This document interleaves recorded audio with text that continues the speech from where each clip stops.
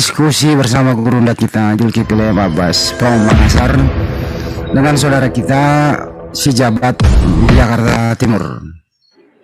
Topik adalah mengenai konsep ketuhanan ya. Apakah sebenarnya maksud Allah itu esa? Esa itu apa? Kan begitu. Di praktisi Kristen diwakili oleh Pak Jabat. Tapi alangkah terhormatnya kalau kita sambut dulu tamu kita Pak Jabat yang memulai opening statementnya. Mengirit waktu silakan Pak Jabat dimulai dulu opening statement sesuai dengan topik tadi. Terima kasih. Silakan. Terima kasih. Selamat pagi untuk kita semua. Di sini saya hanya mau meluruskan tentang keimanan. Bagaimana kita nanti dapat menjelaskan bahwa Tuhan itu yang disembah oleh umat Kristen itu benar-benar Tuhan yang esa. Karena memang Tuhan itu esa. Saya akan menjelaskan nanti siapa Yesus, kenapa Yesus dikatakan Tuhan, supaya tidak ada salah persepsi lagi nanti di kalangan masyarakat, terutama umat muslim yang belum memahami tentang ketuhanan di dalam kekristenan. Ya, kira-kira seperti itulah. Terima kasih. Oke, terima kasih Bang Jabat. Bagus itu kalau Anda mau menerangkan supaya teredukasi semua ya, bahwa Tuhannya umat Kristen itu seperti ini gitu. Nah, mudah-mudahan bisa mengedukasi lah di luar sana, jangan sampai juga ada yang salah Tuhan kan gitu. Nah, kemudian nanti diberi juga edukasi yang sesempurna mungkin bagaimana konsep ketuhanan Islam oleh Zulkifli Abbas. Silakan Gurunda. Ini kita langsung masuk di tema. Langsung. Oke, baik. Bismillahirrahmanirrahim. Assalamualaikum warahmatullahi wabarakatuh. Damai sejahtera untuk kita semua, rekan-rekan, para guru saya yang saya hormati dan saya cintai di Zoom ZZZ, dan juga seluruh anak bangsa yang sedang menyimak dialog kami pada pagi hari ini. Tema yang dipilih oleh saudara kita, Bang Jabat, terkait dengan tauhid atau konsep ketuhanan. Al-Quranul Karim itu membimbing umat Islam mengesakan Allah dalam ketauhidan yang murni. Jadi umat Islam dituntut untuk beriman kepada Allah yang adalah Tuhan yang berdiri tanpa kemudian ditopang oleh makhluk dalam esensinya sebagai pencipta langit dan bumi. Al-Quran menerangkan begini. A'udzubillahi minasyaitonirrajim. Bismillahirrahmanirrahim. Qul huwallahu ahad. Jadi di sini Allah menerangkan dirinya agar manusia mengimani kalau dirinya itu esa. Lalu kemudian diterangkan di ayat selanjutnya, Allahus Samad. Allah tempat meminta segala sesuatu. Dari sini ayat kedua ini, kalau kita memahami secara perspektif iman hakul yakin, bahwa yang tadi esa padanya tempat meminta segala sesuatu. Jadi semua yang memiliki unsur meminta itu bukanlah Allah yang disembah oleh umat Islam. Semua yang memiliki sifat di dalam kehidupannya meminta kepada esensi lain, maka itu sudah pasti bukan bagian daripada Allah yang esa. Qul huwallahu ahad, itu pemurnian. Allahus samad, itu cerminan. Jadi kepada siapa ciptaan makhluk ini meminta, dialah Allah. Makanya diterangkan Allah. Allah itu kepadanya samad, tempat segala sesuatunya dipinta. Artinya pada posisi ini tidak ada kontradiksi antara ahad dengan pelaku-pelaku meminta atau bermohon. Lalu kemudian data selanjutnya di dalam Al-Quran diterangkan lam yalida. Jadi Allah itu tidak Allah tidak bersilsilah, walam yulad, dan tidak pula dihasilkan ya dari silsilah. Jadi Allah itu tidak beranak dan tidak pula diperanakkan. Kenapa demikian? Karena Al-Quran menerangkan Allahus Samad. Kalau dia anak, maka dia sudah pasti memiliki oknum yang lebih tinggi tempat beliau meminta. Ini tauhid. Kalau kita berbicara perspektif tauhid dalam pandangan ajaran agama Islam dan ajaran para nabi. Lam yalida wa lam yulad. Itu adalah kunci mati, paku mati di dalam konsep tauhid Islam. Segala sesuatu tempat meminta itu disebut Allah. Jadi dia adalah sentralisasi stasiun tertinggi. Orang-orang yang mencari dalam perjalanan tarikatul imannya itu ada pada posisi ma'rifat. Jadi mendudukkan Allah sebagai satu-satunya hakikat tempat meminta, tempat memohon yang tidak ada dua baginya. Nah, sedikit lagi, saya akhiri dengan ayat 4. Walam yakul lahu kufuwan ahad. Dan tidak ada sesuatu yang setara dengan dia. Kalau dia ahad, kalau dia esa, maka mustahil baginya ada esensi lain, ada pribadi lain, ada yang lain selain dirinya yang disetarakan atau disama-samakan.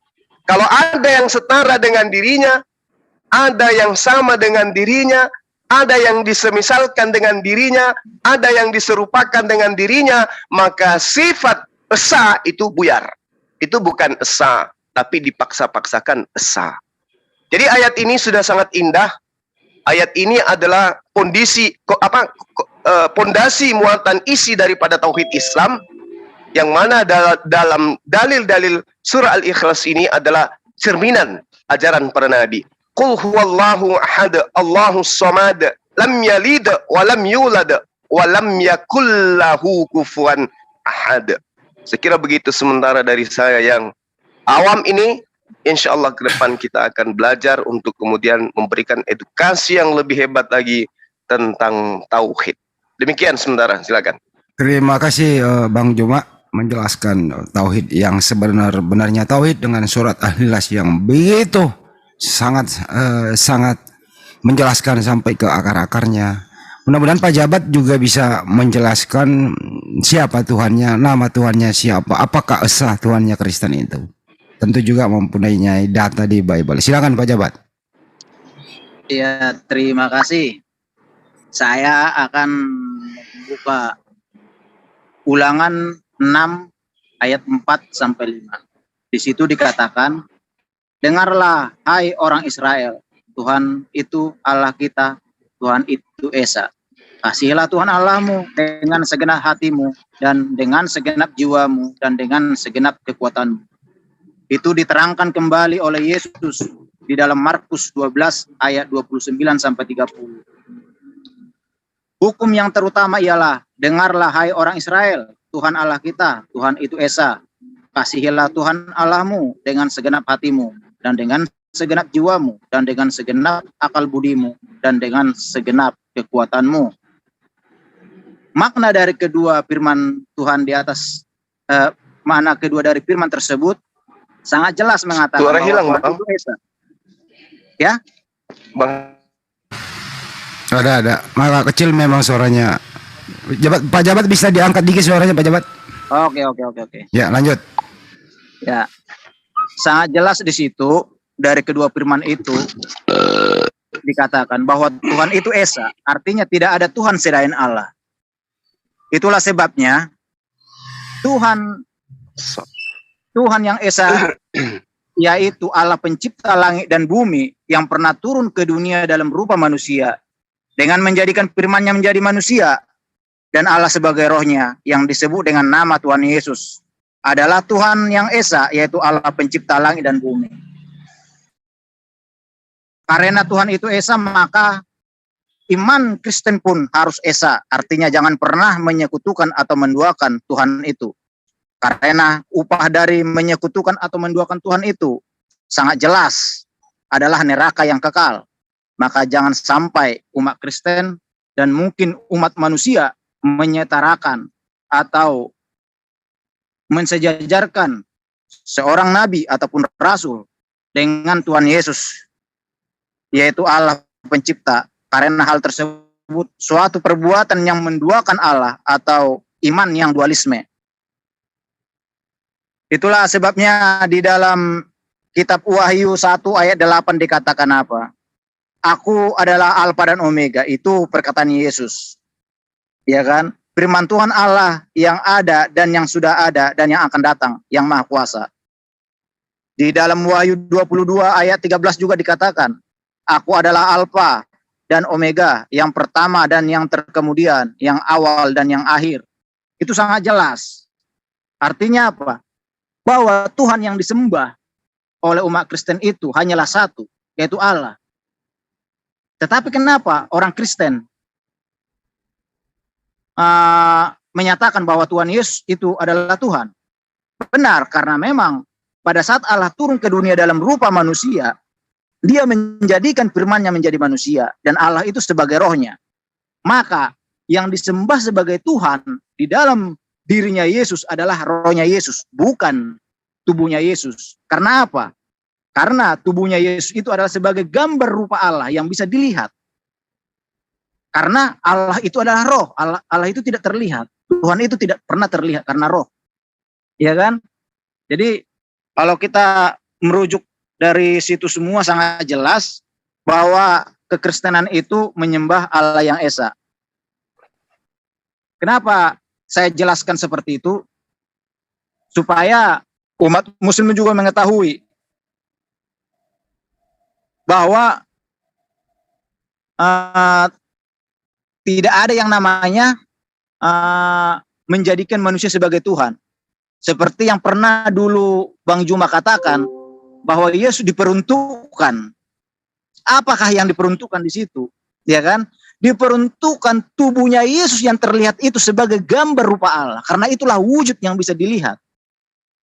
Untuk membuktikan keberadaan bahwa Allah itu benar ada. Kan seperti itu. Itulah sebabnya kenapa pada saat Allah turun datang dalam rupa manusia, yaitu Tuhan Yesus tidak pernah berkata kepada murid-muridnya dan kepada orang-orang pada zaman itu dengan berkata, akulah Tuhan, sembahlah aku. Kenapa itu tidak disebutkan sama Tuhan Yesus? Supaya orang tidak menjadikan tubuhnya dia sebagai sesembahan. Karena Tuhan itu tidak terlihat.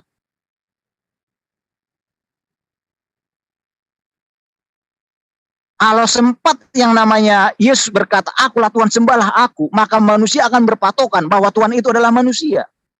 Padahal sudah sangat jelas dikatakan bahwa Allah itu adalah roh. Sangat jelas di dalam Yohanes 4 ayat 24 itu. Kenapa dikatakan di situ? Allah itu adalah roh. Itulah sebabnya manusia, orang-orang beriman diminta untuk menyembah dia di dalam roh dan kebenaran. Karena Allah itu adalah roh. Bukan kedagingan. Jadi sangat jelas kalau kita buka nanti di dalam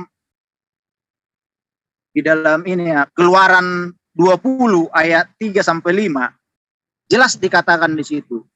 Jangan ada padamu ilah lain di hadapanku. Jangan membuat bagimu patung yang menyerupai apapun yang ada di langit di atas, atau yang ada di bumi di bawah, atau yang ada di dalam air di bawah bumi.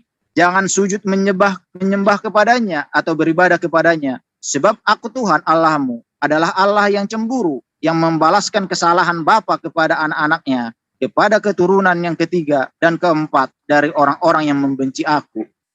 Jadi di sini sangat jelas. Kalau sempat manusia menduakan, hukumnya itu berat. Bahkan keturunan kita pun sampai keturunan keempat pun akan mendapatkan balasannya. Jadi kenapa saya sampai bacakan ayat-ayat tersebut? Supaya sangat jelas bahwa iman kekristenan itu menyembah Tuhan yang esa. Dan kesaksian imannya pun sangat jelas. Kenapa? Itulah sebabnya Yesus pada saat mengajarkan doa kepada murid-muridnya. Apakah isinya? Bapa kami yang di sorga, dikuduskanlah namamu. Artinya apa? Hanya satu Allah, yaitu Bapa. Siapakah Bapa itu? Itu roh yang diam di dalam dirinya Yesus. Itulah sebabnya di dalam Yohanes 16 ayat 25 dikatakan apa di situ? Akan tiba waktunya Yesus menyatakan dirinya, memberitakan Bapa itu secara terus terang. Karena selama dia di dunia, dia selalu menggunakan kata-kata kiasan supaya manusia tidak menjadikan tubuhnya sebagai Tuhan. Tetapi pada hari kedatangan yang kedua, dia akan terus terang menyatakan Bapa itu, bahwa dia adalah Bapa itu sendiri. Karena apa? Dia turun dengan tubuh kemuliaannya, bukan dengan tubuh kedagingan lagi. Dan itulah yang disebut Tuhan itu Esa. Satu, dia tunggal. Tetapi kalau saya merujuk kepada ada nanti pertanyaan saya kepada umat muslim, kepada Bang Juma, di dalam Islam diimani bahwa Tuhan itu Esa, tauhid, ya kan? Tetapi fakta di lapangan yang saya ketahui bahwa umat muslim memiliki kesaksian iman.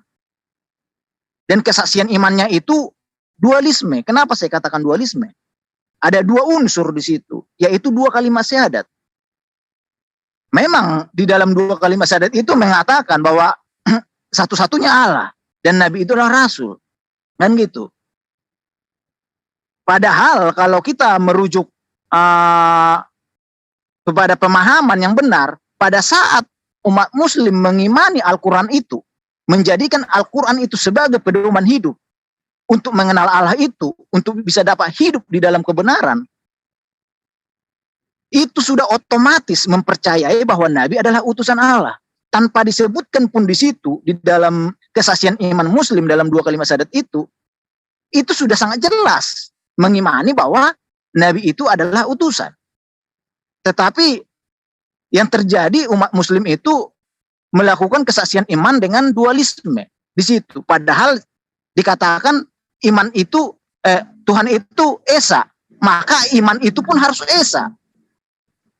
Tetapi kenapa harus digabungkan di situ menjadi dualisme? Itu Bang. Terima kasih untuk sementara Bang.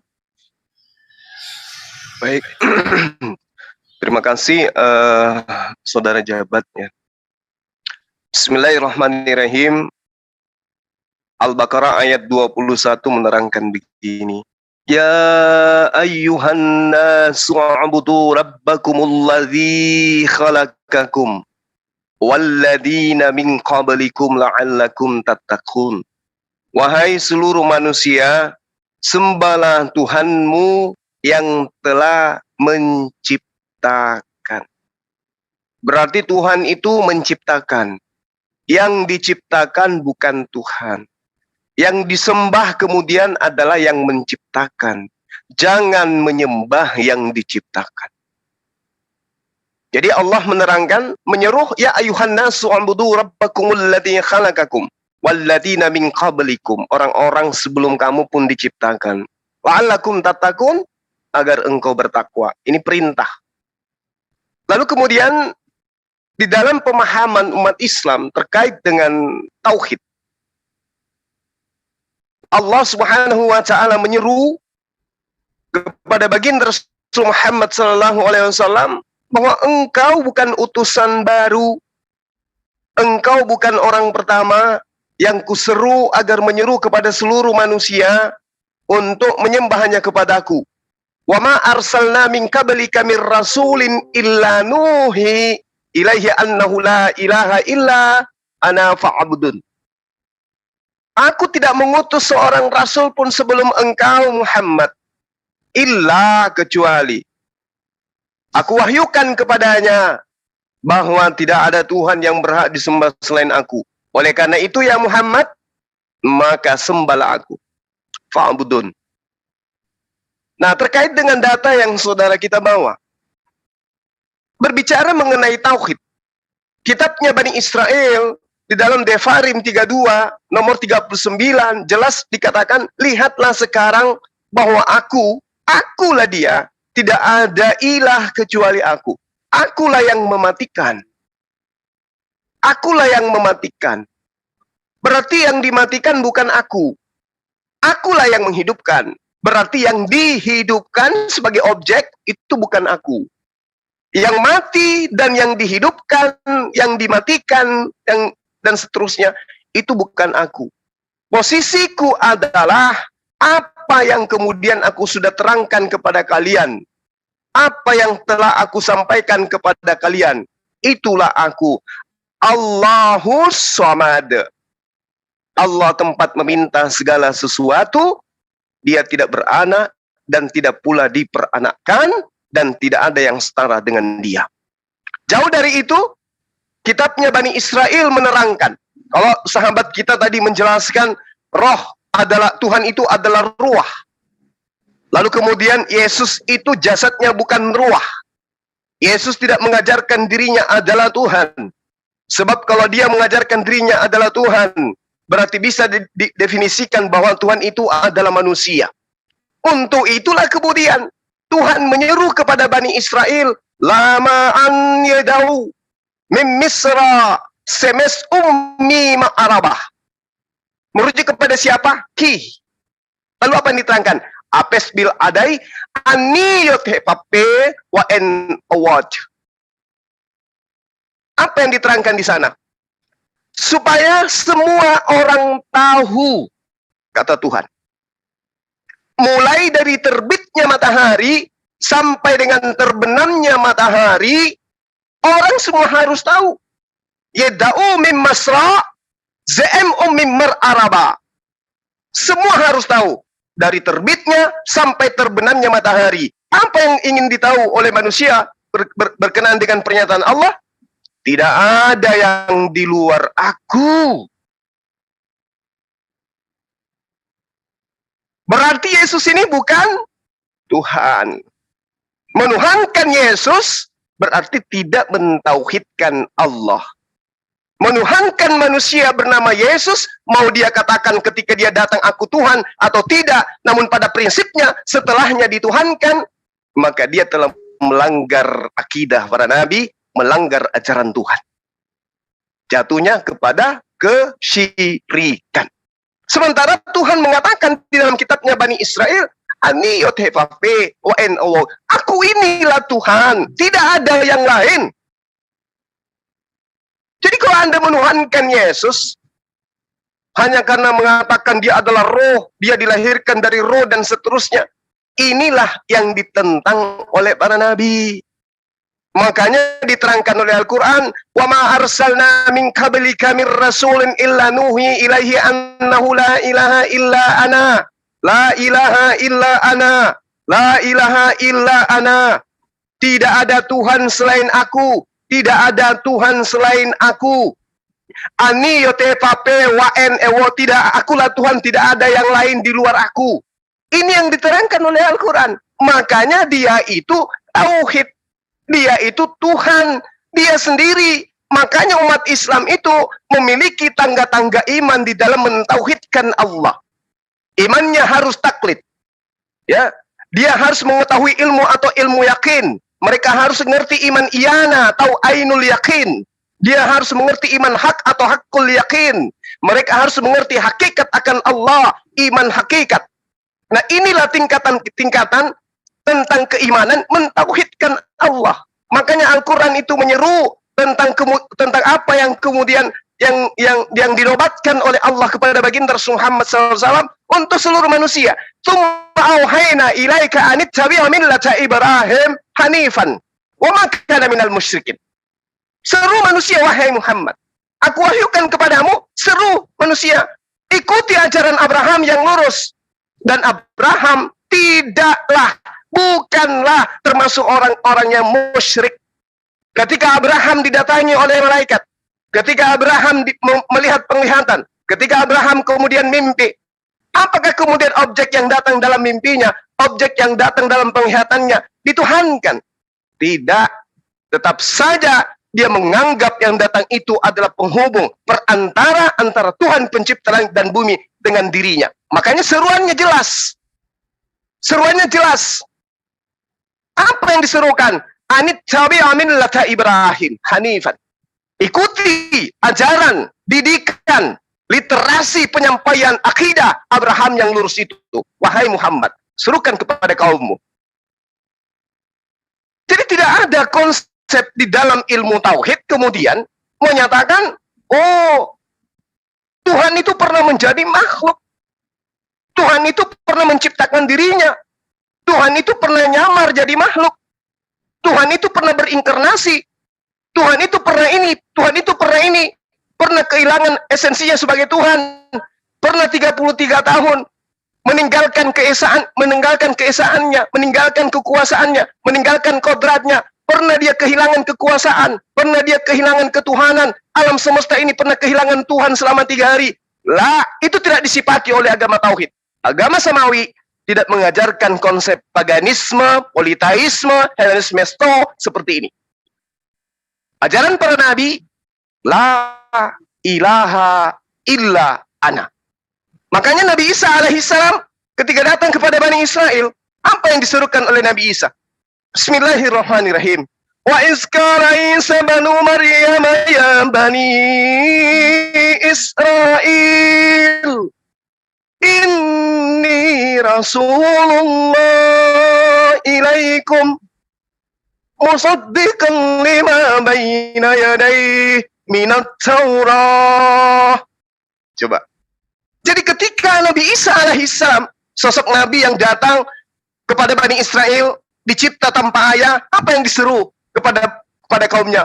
Wahai Bani Israel, ini Rasulullah ilaikum.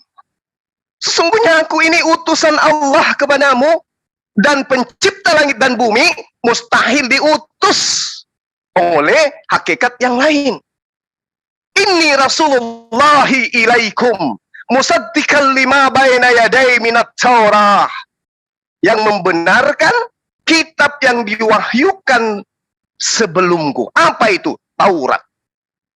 Kalau dia membenarkan Taurat, berarti Nabi Isa alaihissalam membenarkan ketika Allah mengatakan aniyut hefafe wa en ewot, akulah Tuhan, tidak ada di luar aku. Berarti Yesus membenarkan itu, Isa membenarkan itu. Ketika Allah mengatakan hidup dengan setialah terhadap hukum-hukumku, berlaku setialah terhadap ketetapanku, dengan demikian engkau akan memperoleh hidup yang kekal. Berarti Isa alaihissalam, Yesus dalam hal ini mengajarkan hal yang sama. Bukan kemudian mengutuk hukum-hukumku, bukan mengatakan hukum-hukumku sengat maut, bukan mengatakan bahwa hukum-hukumku harus ditebus dengan dibatalkan dengan segala ketentuan yang ada di dalamnya. Padahal aku sudah mengatakan kepada mereka, terkutuklah orang yang tidak mempraktekkan hukum-hukumku dengan perbuatan. Nah, muncul kemudian konsep bahwa tidak lagi berlaku hukum-hukum Tuhan. Yang berlaku sekarang itu adalah kasih. Tidak ada orang dibenarkan karena menjalankan hukum-hukum Tuhan. Orang nggak dibenarkan karena hukum Tuhan, tapi orang dibenarkan karena iman. Na'udzubillah, tsumma na'udzubillah. Jadi sahabat saya, bang Jabat, Al-Quran membimbing kami bahwa yang dikatakan tauhid itu tidak ada esensi, tidak ada pribadi, tidak ada kekuatan, tidak ada apapun di luar daripada Allah. Kalau ada manusia diutus kepada manusia, lalu kemudian memperlihatkan kekuatan-kekuatan, menampakkan mujizat, memberikan ke khalayak banyak tanda-tanda. Satu hal yang perlu dipahami, mujizat, tanda-tanda, lalu kemudian kekuatan-kekuatan yang dipertontonkan itu semata-mata untuk mencuci otak manusia yang ada di sekelilingnya, bahwa dia adalah utusan Sang Maha Kuasa. Teliti kitab Anda, pasti tertera di dalam kitab Anda. Yesus melakukan tanda-tanda, mujizat, kekuatan, dan semua seabrek, segunung, sedunia mujizat yang dilakukan semata-mata sebagai perantara Allah kepada manusia Bani Israel. Demikian sementara. Silakan.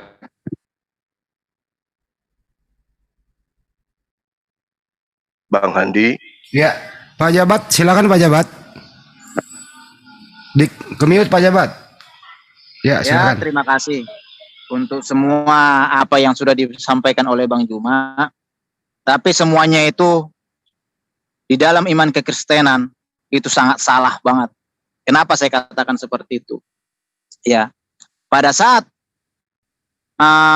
Tuhan menampakkan dirinya kepada Abraham, tadi Bang Juma mengatakan itu malaikat.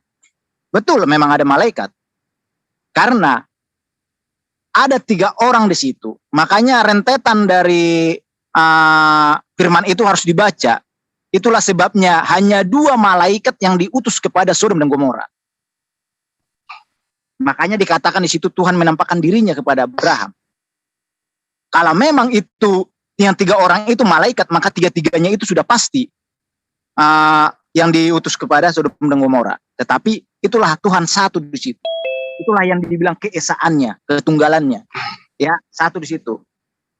Terus tadi Bang Juma mengatakan bahwa yang mati dan dihidupkan bukanlah Tuhan. Betul.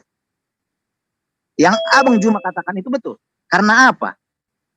Tubuh Yesus yang dibangkitkan dan dihidupkan itu bukanlah Tuhan. Karena tubuh Yesus itu adalah sebagai gambar rupa yang bisa dilihat oleh mata manusia. Gambar rupa Allah. Karena Tuhan itu adalah roh.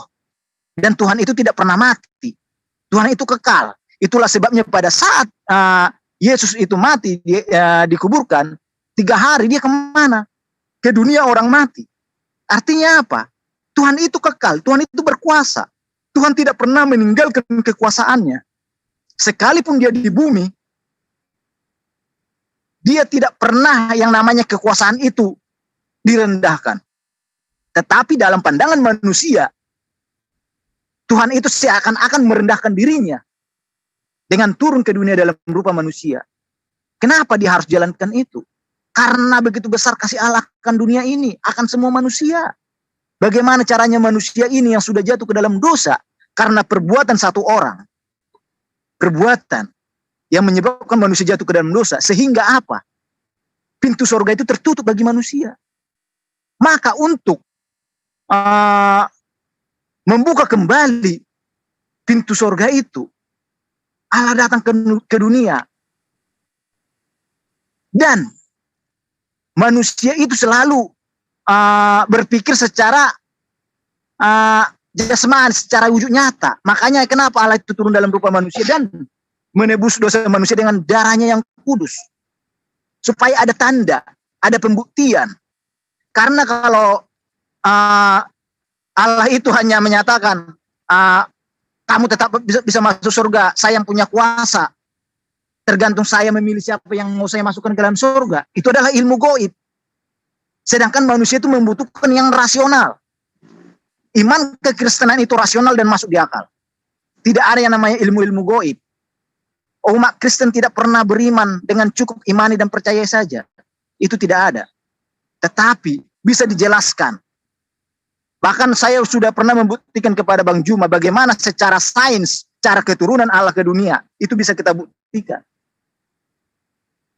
Kenapa saya katakan seperti itu? Karena manusia itu pun adalah gambar rupa. Manusia itu adalah diciptakan segambar dan serupa dengan Allah. Artinya apa? Manusia adalah makhluk paling istimewa. Makhluk yang paling sempurna. Maka itulah kenapa Allah itu harus menampakkan dirinya dalam rupa manusia datang ke dunia. Tidak mungkin dia menampakkan dirinya dalam wujud yang tidak sempurna. Dalam wujud contohnya batu, dalam wujudnya tumbuh-tumbuhan. Karena apa? Harus memberikan yang kesempurnaan. Dan kesempurnaan itulah yang paling sempurna. Itulah yang terakhirnya dia menampakkan dirinya turun ke dunia dalam rupa manusia. Tidak mungkin dia berwujud dengan makhluk yang menyeramkan. Itu tidak mungkin. Ya kan? Karena apa? Karena hanya Allah lah satu-satunya juru selamat. Di dalam iman kekristenan saya katakan ya, junjungan, panutan, imam, hakim, juru selamat dan penebus dosa manusia adalah Allah sendiri. Tetapi kenapa dikatakan hakim itu diberikan kepada anak yang menghakimi bukan bapak? Karena wujud anak inilah yang terlihat. Tetapi pada dasarnya sesungguhnya Allah itulah yang mengambil keputusan karena Allah lah yang diam di dalam diri anak itu. Yang memberikan kehidupan kepada Yesus itu. Itulah rohnya, karena Allah itu adalah roh. Itulah sebabnya kenapa manusia itu hidup kekal. Karena berasal dari roh Allah. Diberikan, diciptakan dengan cara ditiupkan, dihembuskan. Kenapa diciptakan? Dari yang tidak ada menjadi ada. Karena roh yang tadinya manusia itu tidak ada, diberikan dengan cara ditiupkan. Itu namanya penciptaan. Tetapi banyak orang berpikir penciptaan itu dengan cara berfirman. Tidak selamanya penciptaan itu melalui dengan firman. Maka di dalam iman kekristenan, penciptaan roh manusia itu tidak pernah Allah itu berfirman untuk menciptakan roh. Tetapi dengan cara dihembuskan, ditiupkan. Diberikan napas kehidupan itu. Karena Allah itu maha hidup. Jadi itulah yang saya katakan. Kenapa saya katakan bukti ketauhidan iman kekristenan itu sangat jelas. Menyembah Tuhan yang Esa. Dan imannya pun jelas. Kesaksian imannya pun Esa. Tidak pernah yang mengatakan bersaksi, contohnya tiada Tuhan selain Allah, dan nabi ini sebagai utusan Allah. Tidak pernah. Bahkan di dalam iman kekristenan pun tidak pernah dikatakan tiada Tuhan selain Allah dan Tuhan Yesus adalah utusan Allah. Itu tidak pernah. Karena kesaksian iman itu haruslah tauhid, haruslah satu. Karena Tuhan itu Esa. Makanya saya katakan seperti tadi sama Abang Juma. Umat muslim mengimani bahwa Tuhan itu Esa, Tuhan itu tauhid. Tetapi kesaksian imannya dualisme. Ada dua unsur di situ. Ya kan? Dan perlu juga saya jelaskan, kenapa Nabi Muhammad harus disebutkan di dalam dua kalimat syahadat, tetapi Jibril tidak disebutkan di dalam kesaksian iman muslim, padahal sama-sama utusan. Perlu umat muslim ketahui, tanpa ada Jibril, umat Islam tidak ada. Tanpa Jibril, Al-Quran itu tidak akan pernah ada. Tanpa Jibril, Muhammad tidak akan menjadi nabi. Tanpa Jibril, nama Allah Subhanahu wa taala itu tidak akan pernah umat muslim ketahui. Maka yang lebih berperan di situ adalah Jibril. Kenapa? Karena Allah Subhanahu wa taala di dalam Al-Qur'an tidak pernah menampakkan dirinya kepada manusia dan tidak pernah menurunkan firman-Nya secara langsung kepada manusia. Harus melalui utusannya Jibril. Maka saya pastikan kalau umat muslim mengatakan Al-Qur'an adalah perkataan Allah, itu secara iman menurut muslim. Tetapi kalau kita membedah secara fakta bahwa Al-Quran itu adalah perkataan Jibril, yaitu utusannya Allah itu. Karena Jibril lah yang berkata-kata kepada Nabi Muhammad. Berbeda dengan di dalam Taurat dan Injil. Allah itu langsung menyampaikan firman-Nya kepada utusannya, nabinya. Bahkan di dalam Injil, Allah itu langsung turun ke dunia dalam rupa manusia, menyampaikan semua firman-Nya untuk menggenapi semua firman-Nya. Memang malaikat itu memang perannya ada di saat Allah itu membutuhkan, membantu pekerjaannya. Tetapi Allah tidak pernah bergantung kepada malaikat. Tetapi kalau di dalam Islam, Allah Subhanahu wa taala itu bergantung penuh kepada Jibril. Karena Jibril lah semuanya itu bisa terlaksana. Begitu Bang Juma. Silakan Bang Juma langsung. Kayaknya perlu ada gantungan ini. Iya. Ya. Oke, makasih Saudara Jabat. Jadi saya mengurai dari awal sampai ke dari akhir sampai ke awal pernyataan Saudara. Yang pertama Anda mengatakan bahwa kenapa Jibril tidak disertakan, kenapa hanya baginda Rasul Muhammad SAW. Saya katakan kepada sahabat saya bahwa Allah Subhanahu wa taala menerangkan di dalam Al-Qur'an, "Maka Muhammadan aba ahadim mir rijalikum walakin," akan tetapi. Akan tetapi yang dimaksud di sini siapa? Rasul Muhammad SAW. Apa yang diterangkan oleh Allah? Dia itu Rasulullah. Dia utusan Allah. Wa khataman nabiyyin, dan dia adalah penutup para nabi. Ini yang harus dipahami. Ya, harus dipahami, harus ditelaah karena Allah mengatakan wa kana Allahu bikulli syai'in alima. Dan Allah Maha mengetahui segala sesuatu. Nah, kalau kemudian di dalam syahadat kami ada baginda Rasul Muhammad sallallahu alaihi wasallam, itu sama halnya kalau saya kasih analogi pengakuan terhadap Bapak Presiden dan Wakil Presiden. Yang satunya adalah presiden, yang satunya adalah wakil. Tidak boleh dibalik. Posisi harus tetap. Makanya asyhadu an la ilaha. Nah, tidak ada Tuhan selain Allah. Jadi yang Tuhan siapa? Allah. Terus Muhammad SAW ini siapa? Rasulullah. Dia hanya utusan Allah. Jangan dibalik, apalagi disetarakan. Jadi kedudukan beliau adalah Rasul, kedudukan yang mengutusnya adalah Tuhan.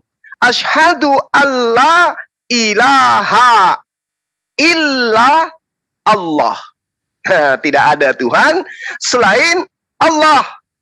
Tidak dikatakan tidak ada Tuhan selain Muhammad. Nauzubillah summa naudzubillah. Tidak ada itu. Atau tidak ada bahwa Allah adalah Rasul Muhammad. Tidak bisa. Nah, inilah makanya tadi saya di awal mengatakan berbicara tentang iman, berbicara mengenai tauhid, harus koridornya itu ada, stasiunnya ada, nggak boleh sembarang. Qul huwallahu ahad. Kedudukan beliau Allah itu tidak boleh diganggu gugat oleh manusia sesakti apapun dia. Nah, tapi kalau Anda memaksakan, oh dia nggak bisa karena Rasul Muhammad SAW itu tidak akan dikenal sebagai nabi tanpa Jibril. Ya, saya kembalikan kepada saudara. Anda tidak akan mungkin mengenal Bible Perjanjian Baru tanpa saksi-saksi. Lukas menulis berdasarkan kesaksian. Markus, Paulus, dan seterusnya berdasarkan salinan-salinan yang ada. Taruhlah mereka menulis berdasarkan saksi karena mereka nggak jumpa Yesus. Bolehkah saya katakan bahwa saksi-saksi itu layaknya Anda tuhankan? Karena dialah yang memberikan informasi kepada penulis-penulis kitab saudara. Atau tanpa Maria, Anda tidak punya Tuhan Yesus. Karena Maria lah kemudian Yesus itu ada. Atau tanpa Paulus, Kristen itu nggak ada. Karena Kristen lah kemudian yang membentuk agama, Paulus lah kemudian yang membentuk agama Trinitas itu. Jadi kalau itu yang Anda sandarkan secara membabi buta, maka saya katakan Paulus boleh Anda tuhankan. Karena Paulus di dalam kitab Anda menyetarakan dirinya dengan Yesus. Bahkan menyetarakan dirinya dengan Sang Bapa. Dan Anda tidak boleh menyampingkan rahim yang dengan susah payah menampungnya 9 bulan, menapihnya, membesarkannya, merawatnya, mengorbankan semua yang dia punya, demi untuk membesarkan Tuhan Anda. Anda tidak boleh menyampingkan itu. Maria, Anda harus dudukkan sebagai Ibu Tuhan yang punya kapasitas lebih berguna, lebih besar daripada Yesus itu sendiri. Itu satu. Ini hanya sekedar edukasi saja. Jadi pengarang Bible yang menuliskan berdasarkan hasil kesaksian, maka saksi-saksi ini harus Anda tuhankan layaknya Anda menuhankan Roh Kudus. Nah, kalau Anda mengatakan tanpa Jibril, Nabi Muhammad SAW itu kemudian tidak bisa dinabikan, dirasulkan. Ini harus Anda pahami, ya. Kul man kana aduwwan li Jibril fa innahu nazzalahu ala qalbika biiznillah. Jibril datang mengabarkan wahyu kepada baginda Rasulullah Muhammad SAW dengan perintah, dengan izin Allah. Qul nazzalahu ruhul qudus min rabbika bil haqq. Dia Ruhul Kudus, dia Roh Kudus yang membawa wahyu dengan izin Allah, dengan kebenaran. Jadi kedudukannya dia hanya sebagai kurir penyampai wahyu. Kok dituhankan penyampai wahyunya? Na'udzubillah. Nah, kembali kepada tema kita, tema tauhid. Rasulullah Muhammad SAW setinggi apapun oleh apa istilahnya? Salawatnya manusia terhadap baginda, Allah juga bersalawat kepada baginda. Bukan berarti baginda itu adalah Tuhan itu sendiri. Apa salawatnya Allah kepada baginda Rasulullah Muhammad SAW? Lihat di dalam surah Al-Qalam. Ayat 4. A'udzubillahi minasyaitonirrajim. Bismillahirrahmanirrahim. Wa innaka la'ala khuluqin azim. dan sesungguhnya engkau Muhammad benar-benar berbudi pekerti yang luhur. Ini salawatnya Allah kepada beliau, sanjungan Allah kepada beliau, pujian Allah kepada beliau. Wa innaka la'ala khuluqin azim. Kalau penciptanya saja memuji, menyanjung, kenapa kita umatnya tidak mau menyanjung, memuji beliau? Nah, ini yang perlu Anda pahami. Jadi kami menyebut Nabi Muhammad SAW bukan karena menyetarakan Allah dengan dirinya. Bahkan kalau Anda melihat dalam Al-Quran, Bismillahirrahmanirrahim, wa iz ahazallahu mitsaqa nabiyyin lama ataitukum min kitabin wa hikmah thumma ja'akum rasul musaddiqan lima ma'akum la tu'minunna bihi wa la tansurunna.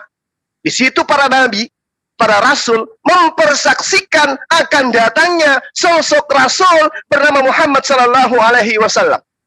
Lalu Allah mengatakan, "Faman tawalla ba'da dzalika faulaika humul fasiqun." Maka barang siapa berpaling setelah itu, maka mereka itu adalah orang fasik. Siapa yang tidak mengimani baginda Rasul Muhammad SAW sebagai khataman nabiyyin, sebagai Rasulullah, maka kata Allah, mereka itulah orang-orang fasik. Wa faulaika humul fasikun. Anda termasuk di dalamnya. Jadi baginda Rasulullah Muhammad SAW itu seirama dengan pernyataan Yesus di dalam Yohanes 14. Siapa yang mendengarkan perkataanku, dia tidak mendengarkan perkataanku, tapi mendengarkan perkataan dia yang telah mengutus aku. Siapa yang menerima aku, dia bukan menerima aku, tetapi menerima dia yang telah mengutus aku. Siapa yang melihat pekerjaan yang aku lakukan, itu bukan melihat pekerjaan yang aku lakukan, tapi melihat pekerjaan yang diperintahkan oleh dia yang telah mengutus aku untuk aku lakukan. Aku berkata bukan dari diriku sendiri, apa yang aku katakan adalah apa yang diperintahkan oleh dia yang telah mengutus aku. Rasulullah. Posisi Yesus hanya Rasulullah, utusan Allah. Ini tauhid. Ini mengesahkan Allah, mengesahkan Tuhan. Tapi kemudian setelah muncul ajaran yang muncul belakangan, Yesus Tuhan, Yesus hamba, Yesus nabi, Yesus manusia, Yesus Mesias, tapi dia juga Tuhan itu sendiri. Na'udzubillah tsumma na'udzubillah. Padahal sudah jelas dikatakan tidak ada Tuhan di luar aku. Kenapa nggak bisa kemudian ini diimani dengan baik dan benar? Wahai manusia, kalian harus tahu dari terbitnya matahari sampai terbenamnya matahari bahwa tidak ada Tuhan di luar aku. Berarti Yesus di luar Tuhan karena dia berada pada dimensi manusia, dimensi biologis, berada pada kungkungan ruang dan waktu. Berarti dia anak Maria, bukan Tuhan. Kalaupun rohnya itu hanya sebatas roh hantu. Mohon maaf saya harus mengatakan itu. Kalau rohnya dia anggap Tuhan, maka rohnya Yesus itu hanya manusia. Makanya di dalam Lukas 24 nomor 36, 37, 38, 39 sampai 40, ketika Yesus kemudian datang setelah diberitakan dia mati, kemudian dia muncul di tengah-tengah muridnya, Shalom alaihim, Islam kepada kalian semua, damai sejahtera untuk kalian semua, keselamatan untuk kalian semua. Murid-muridnya tersentak kaget, tercengang-cengang, kemudian mereka ketakutan. Kenapa ketakutan? Karena mengira melihat hantu. Bukan mengira melihat Tuhan, tapi hantu. Pahami itu. Jadi memang berbeda antara iman Kristen dan iman Yesus. Iman Yesus itu adalah tauhid. La ilaha illallah. Ini Rasulullah. Aku utusan Allah. Allah itu satu-satunya Tuhan yang benar. Aku utusan Allah. Utusan Allah adalah aku. Allah itu Tuhan yang benar. Yang benar itu Allah, Tuhan satu-satunya. Berapa kali Yesus harus tekankan itu kepada Bani Israel. Tapi ajarannya kemudian dibombardir oleh penganut ajaran politeisme. Sehingga anak Maria yang tadinya hanya manusia menjadi Tuhan. Demikian sementara. Silakan. Terima kasih Bang Bang. Handi. Jadi Iya, sama Bang. ya, nah, jadi begini Bang. Jadi Abang tadi mengatakan kalau tidak ada Maria, tidak ada Tuhan Yesus. Kan gitu kan? Perlu Abang ketahui. Allah turun ke dunia dalam rupa manusia tanpa melalui Maria pun dia bisa. Terbukti waktu dia menampakkan dirinya kepada Abraham tanpa melalui kelahiran. Tetapi yang perlu umat muslim ketahui, kenapa Allah turun harus melalui rahim Maria, melalui kelahiran, itu punya tujuan. Artinya apa? Untuk menggenapi semua pengajaran firman-Nya, membuktikan kepada manusia, seperti inilah kalian wahai manusia, lahir dari rahim, besar, diserahkan kepada Tuhan, supaya tubuhmu disucikan, hidup di dalam kebenaran, berdoa hanya kepada Tuhan, mengasihi dan mengampuni, mati dan bangkit dan naik ke surga. Itu semua penggenapan, saudaraku Juma. Jadi bukannya berarti Tuhan itu tidak bisa datang langsung dalam wujud rupa manusia, tidak. Tetapi pengajaran firman itu tidak genap diketahui oleh umat manusia. Makanya Tuhan itu mengajarkan mulai dari kelahiran sampai mati dan bangkit dan naik ke surga. Itulah sebagai bukti bahwa apa? Iman kekristenan, perkataan Tuhan, firman Tuhan yang mengatakan manusia akan dibangkitkan, itu bukanlah hanya asumsi, tetapi itu fakta dan nyata disaksikan oleh banyak orang, supaya orang dapat beriman dan percaya akan kebenaran itu. Sebab banyak orang berkata, apakah benar ada hari kiamat? Apakah benar nanti kita yang mati ini akan bangkit lagi? Bagaimana ceritanya kita bisa bangkit? Itu banyak persepsi orang. Itulah yang menyebabkan zaman sekarang itu, zaman dulu sampai zaman sekarang, masih ada yang menyembah berhala, ada yang menjadi ateis, tidak percaya, ya kan? Padahal itu sudah dibuktikan. Apalagi kalau tidak dibuktikan, ya mungkin kita nggak tahu bagaimana kehidupan manusia ini akan beriman kepada Sang Penciptanya. Kan seperti itu. Itu satu di situ, ya kan? Terus tadi Bang Juma mengatakan masalah Nabi Muhammad itu apa namanya tadi? Dibilang tetap menjadi nabi. Saya katakan dari tadi, kalau Jibril tidak datang kepada Nabi Muhammad, kepada Muhammad, maka Muhammad itu tidak akan pernah bisa menjadi nabi, tidak akan pernah diangkat menjadi nabi. Tetapi karena datanglah Jibril kepada dia dan menyampaikan wahyu itu, maka dia diangkat menjadi nabi. Kan itu konteksnya. Makanya selalu saya katakan, Jibril lah yang lebih berperan di dalam iman umat muslim. Itu satu. Kedua, ya kan? Terus, contoh saya katakan sama abang, umat muslim kan menjadikan Nabi Muhammad itu kan sebagai junjungan. Betul nggak Bang Juma? Iya. Nah, sebagai junjungan. Yang menjadi pertanyaan saya, seandainya Bang Juma itu seorang menteri, datang presiden menyuruh kepada saya, sampaikan dulu pesan ini kepada Bang Juma supaya dilaksanakan, dijalankan, kan gitu kan? Pada saat saya menyampaikan pesan itu kepada Bang Juma menjalankan itu, melaksanakan perintah itu, yang abang junjung siapa? Apakah saya atau presiden? Itu pertanyaannya. Karena apa? Otomatis yang Bang Juma junjung pasti presiden, karena ini datang dari presiden. Saya hanyalah utusan. Tetapi pada saat Bang Juma menjalankan perintah itu, pesan itu dalam kehidupannya, melaksanakan tugas itu sama Bang Juma, secara otomatis Bang Juma itu mempercayai bahwa saya adalah utusannya presiden. Tetapi yang namanya konteks ketauhidan tetap berujung kepada satu. Maka yang menjadi junjungan Bang Juma adalah presiden. Sama seperti keimanan kita. Allah itu menyampaikan firman-Nya kepada utusannya Nabi. Nabi menyampaikan kepada kita dan kita mengimani itu, mengambil kitab itu menjadikan sebagai tuntunan hidup kita, iman kita. Otomatis pada saat saya mengimani kitab tersebut, dengan sendirinya saya sudah mempercayai bahwa Nabi itu adalah utusannya Allah. Tetapi yang saya junjung adalah Allah sendiri. Bukan Nabinya yang saya junjung. Karena apa? Karena yang bisa menyelamatkan saya, yang bisa mengampuni dosa saya, bukanlah Nabi. Tetapi Allah sendiri, karena dialah ketauhidan, karena dialah segala-galanya. Kan kira-kira seperti itu. Tetapi yang saya lihat melainkan berbeda. Bang Juma menjadikan junjungan Nabi, bukannya Allah sendiri. Yang menjadi pertanyaan saya,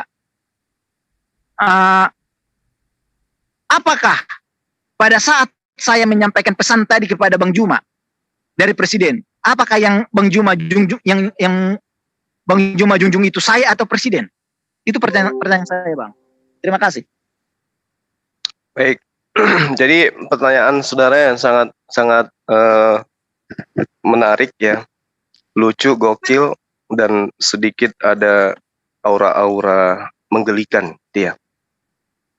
Jadi gini, ketika malaikat Jibril datang kepada baginda Rasulullah Muhammad SAW, lalu kemudian Rasulullah Muhammad SAW itu menyerukan kepada seluruh manusia.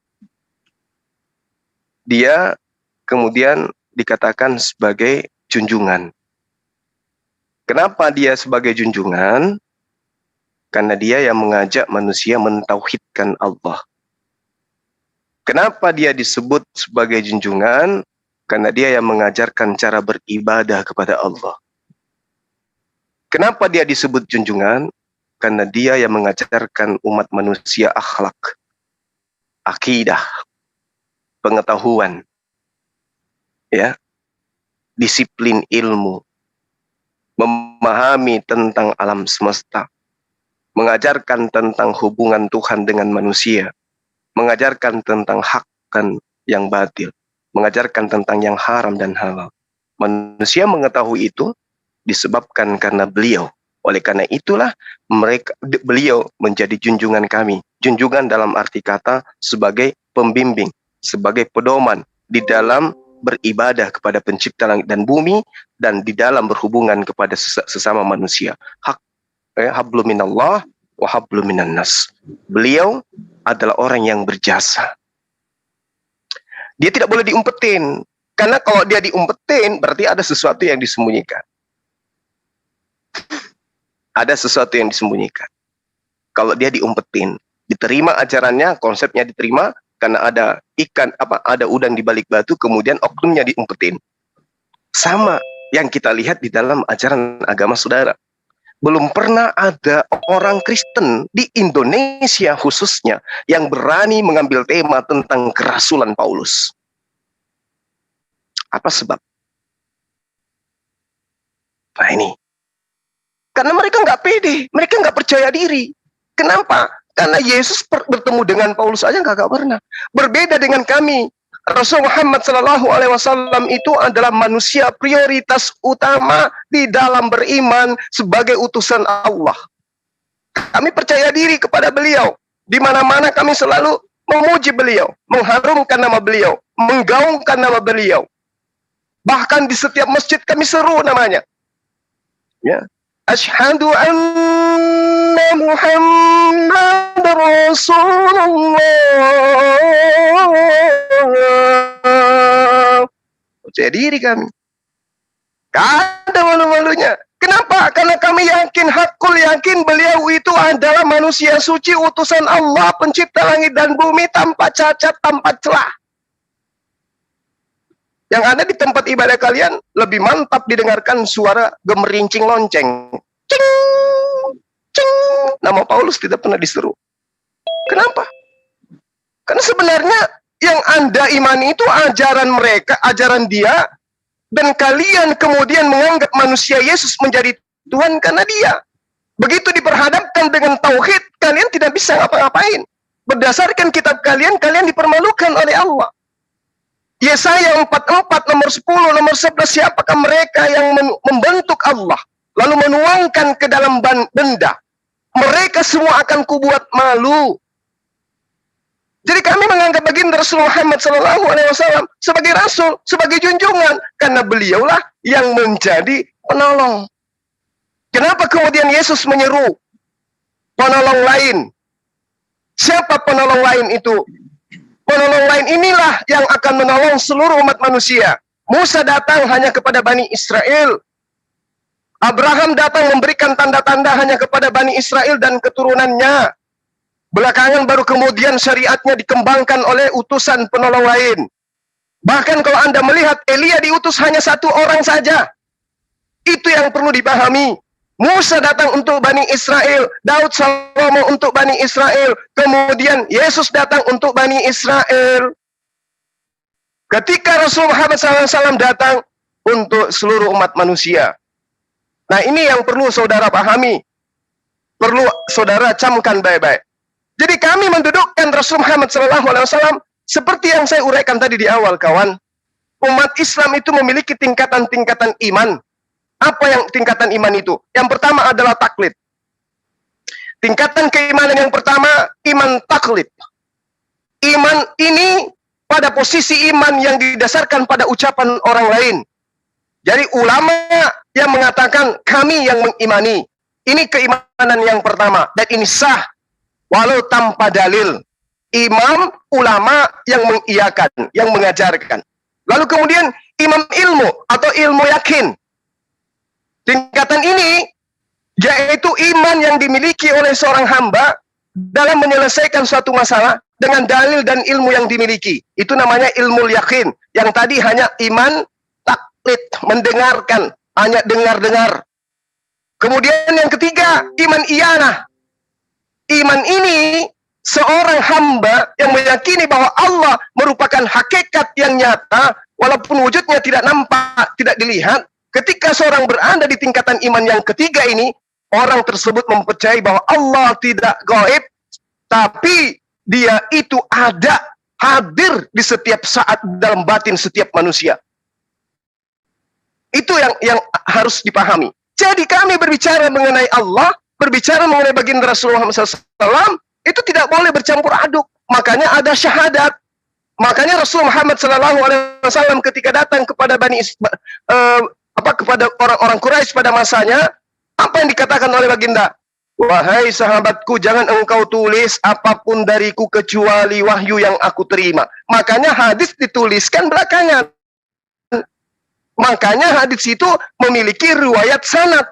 Aku mendengarkan Rasulullah mengatakan seperti ini. Lalu orang ketiga mengatakan, aku mendengarkan si fulan bahwa beliau mendengarkan Rasulullah mengatakan seperti ini. Orang keempat begitu juga. Aku mendengarkan si ini bahwa si ini mendengarkan Rasulullah mengatakan seperti ini. Yang kelima juga mengatakan begitu.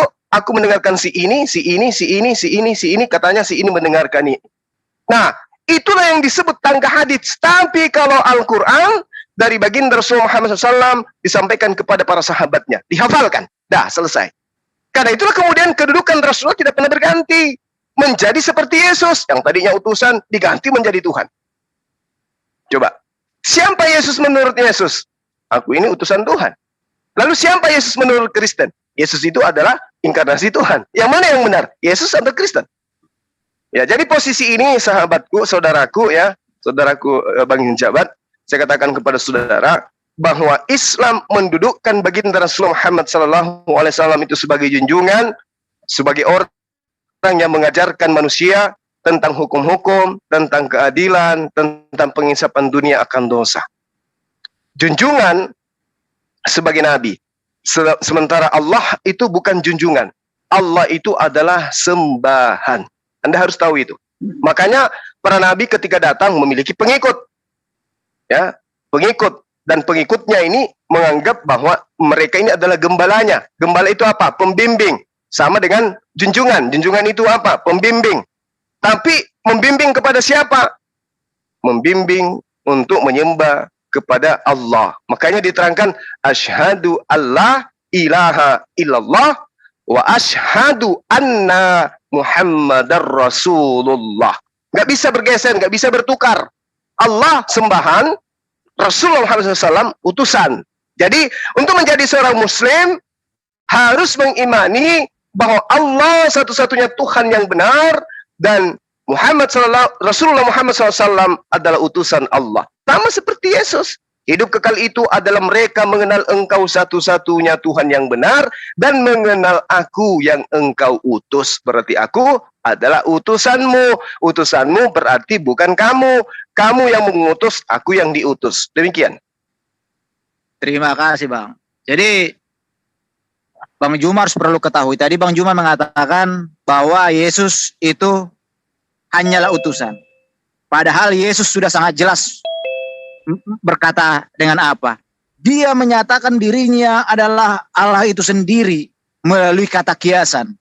Dia tidak mau secara langsung seperti yang aku katakan tadi, supaya orang tidak menjadikan tubuhnya sebagai Tuhan. Karena Tuhan itu adalah roh tidak terlihat. Itulah sebabnya Yesus banyak berkata-kata dengan kiasan apa? Aku dan Bapa adalah satu. Aku di dalam Bapa, Bapa di dalam aku. Barang siapa telah melihat aku, dia telah melihat Bapa, itu Allah sendiri. Dan bahkan di ayat-ayat berikutnya banyak yang beberapa ayat yang mengatakan apa? Bahwa akulah dia. Dia di situ merujuk kepada Allah. Ya, satu lagi. Di antara semua manusia di dunia ini, tidak pernah ada satu orang pun yang berani berkata seperti Yesus. Tidak ada yang datang bisa sampai kepada Bapa kalau tidak melalui aku. Artinya apa? Tidak ada yang bisa sampai ke dalam surga kalau tidak melalui dia. Kenapa dia berani berkata seperti itu? Jika dia memang hanya seorang nabi, seorang utusan. Tidak akan mungkin dia berkata seperti itu. Tetapi karena dia adalah Allah yang turun dalam rupa manusia, maka hanya dialah yang berani berkata seperti itu. Artinya apa? Karena Allah lah satu-satunya juru selamat, penebus dosa umat manusia, yang menentukan, yang menjadi hakim bagi semua umat manusia. Itulah sebabnya dia berani berkata seperti itu. Tidak ada yang bisa datang kepada Bapa selain melalui aku. Bahwa tidak ada yang bisa sampai kepada surga, sampai ke surga kalau tidak melalui dia. Itu sangat jelas. Tidak ada. Cari semua di antara nabi dan rasul, tidak ada yang berani berkata seperti itu.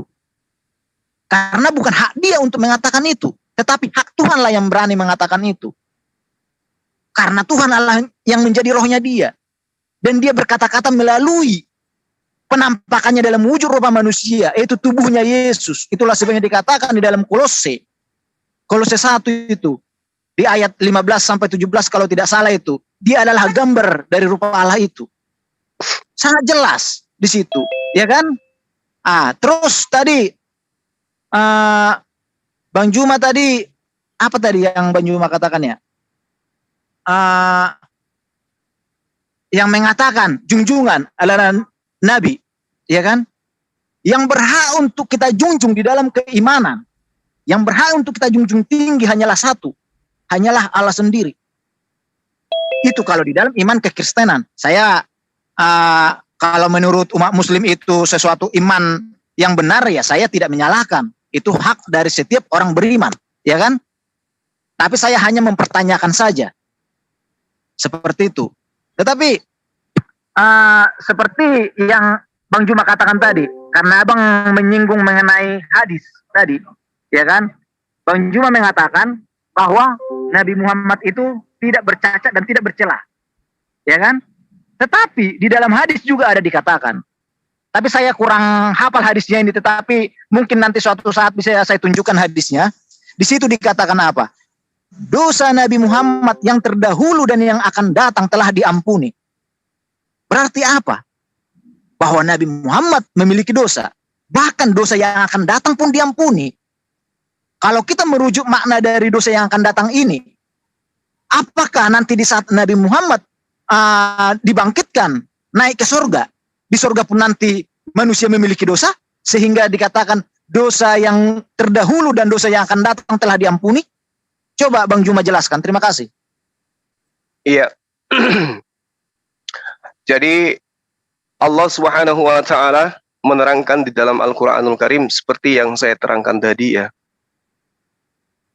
Bahwa Allah mendudukkan beliau Rasulullah Muhammad SAW dengan firman Allah, ya, Qul in kuntum tuhibbunallah fattabi'uni. Jadi kalau Anda ingin diselamatkan, maka ikutlah kepada baginda Rasul Muhammad SAW. Itu pernyataan Allah di dalam Al-Quran. Nah, terkait dengan pernyataan bahwa dosanya telah diampuni dulu, sekarang maupun yang akan datang, itu adalah majas yang menerangkan tentang masa dulu, sekarang maupun masa setelah ayat itu, dalil itu diucapkan oleh Allah melalui perantaraan baginda Rasul Muhammad SAW. Karena tidak ada yang diucapkan baginda Rasulullah SAW terkait dengan Islam itu selain daripada wahyu, ilham dari Allah.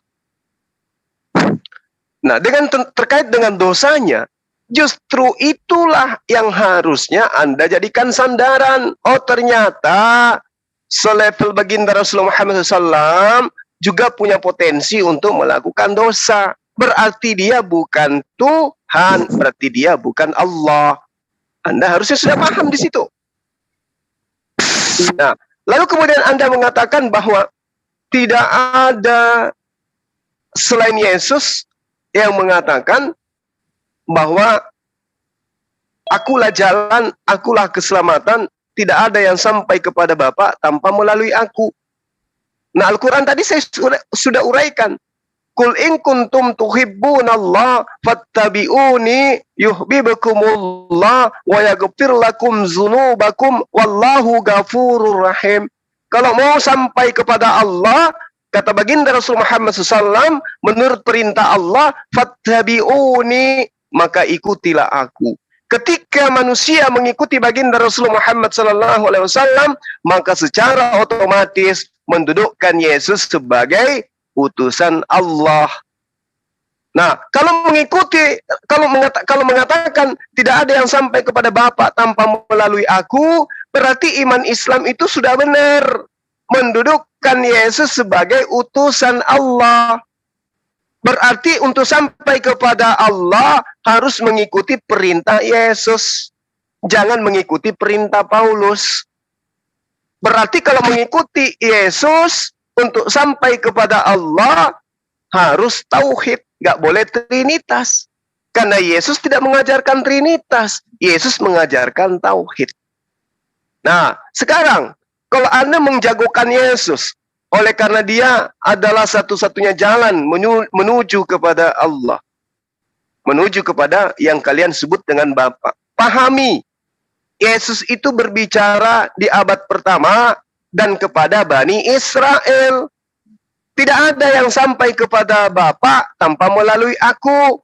Pada zaman itu, karena aku diutus kepada Bani Israel, bukan kepada orang Indonesia, bukan kepada orang Bugis, Makassar, orang Batak, dan seterusnya. Jadi Bani Israel tidak akan sampai kepada Bapa, Tuhannya Abraham, kalau tidak mengimani Yesus sebagai utusan Allah. Karena pada masa itu Yesus ditolak. Nah, sekarang begini. Coba Anda lihat di dalam Markus 9 nomor 37. Barang siapa menyambut seorang anak seperti di dalam namaku, ia menyambut aku, dan barang siapa menyambut aku bukan menyambut aku, tetapi menyambut dia yang mengutus aku. Berarti kalau Yesus itu diterima, bukan menerima dirinya, tetapi menerima yang mengutusnya. Artinya mengiyakan bahwa Yesus itu adalah Rasul. Tetapi ada satu oknum yang tidak mau dikalah. Di dalam 1 Korintus 19:8, dia mengatakan yang paling akhir dari semua itu adalah dia menampakkan diri juga kepadaku sama seperti kepada Allah yang lahir sebelum waktunya. Jadi Allah yang datang kepada baginda Isa itu ternyata menurut Paulus datang juga kepada dirinya. Jadi Paulus mengaku bahwa Allah menatakan diri kepada dirinya semenjak dalam rahim ibunya. Artinya bukan hanya Yesus jalan menuju kepada Bapa, tapi Paulus juga. Makanya Paulus mengatakan bahwa akulah yang menjadi Bapakmu di dalam Yesus Kristus. Berarti orang Kristen untuk sampai kepada Bapa harus melalui Paulus. Untuk Bani Israel, untuk sampai kepada Bapa harus melalui Yesus. Jadi ada dua jalan menuju kepada Bapa. Satu melalui Yesus, satu melalui Paulus. Kristen melalui siapa? Melalui Paulus. Apa buktinya? Yesus mengarahkan Bani Israel menyembah kepada Allah, Paulus mengarahkan menyembah kepada Yesus. Yang mana yang diikuti oleh Kristen? Kristen mengikuti instruksi Paulus. Oleh karena itu, Pauluslah jalan menuju kepada Bapa. Dan itu dipraktekkan Kristen hari ini. Kalau Yesus di dalam menunjukkan dirinya sebagai jalan, mendudukkan hukum Taurat sebagai perintah untuk ditaati Bani Israel dan tidak menyampingkan atau menyepelekan dirinya sebagai nabi, sebagai rasul, tapi harus menerima dia. Jadi jalan yang benar, hidup kekal itu menurut Yesus untuk Bani Israel mengiyakan Allah yang disembah Abraham sebagai Tuhan satu-satunya dan mengimani juga dirinya sebagai utusan Tuhannya Abraham. Itu iman untuk Bani Israel. Muncul Paulus menjual sebuah konsep kepada Romawi dan Yunani yang mengatakan bahwa Bapa bukan satu-satunya Tuhan, tapi ada juga anaknya bernama Yesus dan juga ada Tuhan bernama Roh Kudus. Menjadi Trinitas. Itu yang dijual oleh Paulus sampai ke Indonesia dan itu yang Anda amalkan sekarang. Sehingga tidak ada lagi tauhid di dalam ajaran Kristen, yang ada adalah Trinitas. Sedikit. Tadi saya mengingat ketika Anda mengatakan bahwa Tuhan itu ketika datang kepada Abraham itu tidak melalui kelahiran, tetapi langsung menjadi manusia. Dengan demikian, saudara telah menggugurkan Trinitas. Karena Trinitas itu Tuhan, Bapa, kemudian Anak, Yesus yang dilahirkan, dan juga Roh Kudus. Ternyata Anda dengan gamblang mengatakan Tuhan juga pernah datang tanpa dilahirkan berupa laki-laki kepada Abraham. Berarti Trinitas gugur. Ya, Trinitas gugur. Apalagi sudah pernah datang dalam rupa api, dalam rupa tiang awan. Trinitas tidak lagi berlaku. Yang banyak itu adalah apa istilahnya itu ya? Banyak Tuhan, politeisme.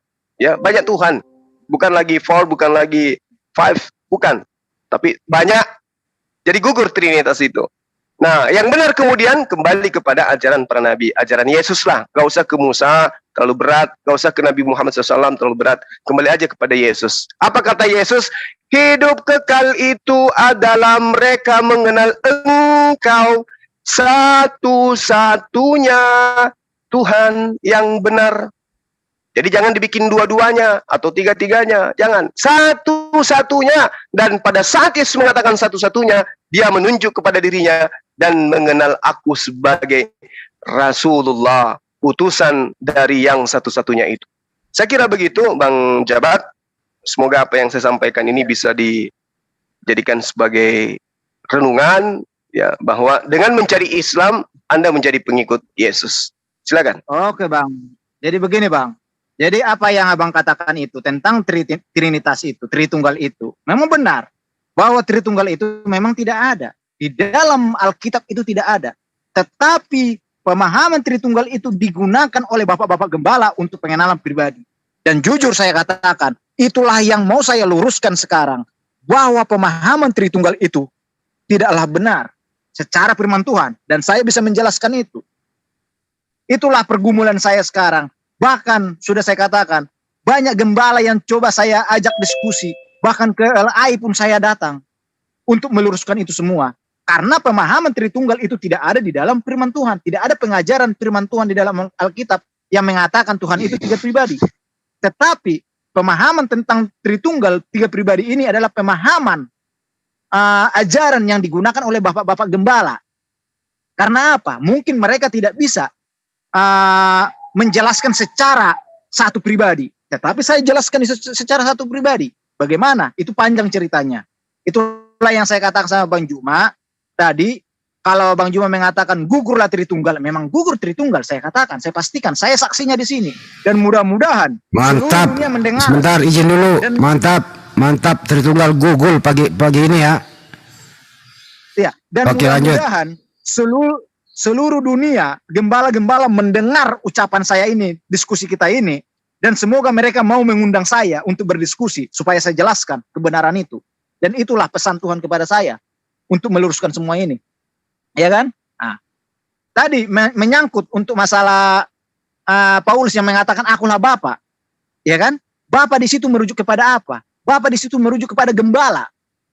Di situ, bukan merujuk kepada Bapa seperti halnya dengan Bapa Allah itu sendiri. Itu berbeda jauh.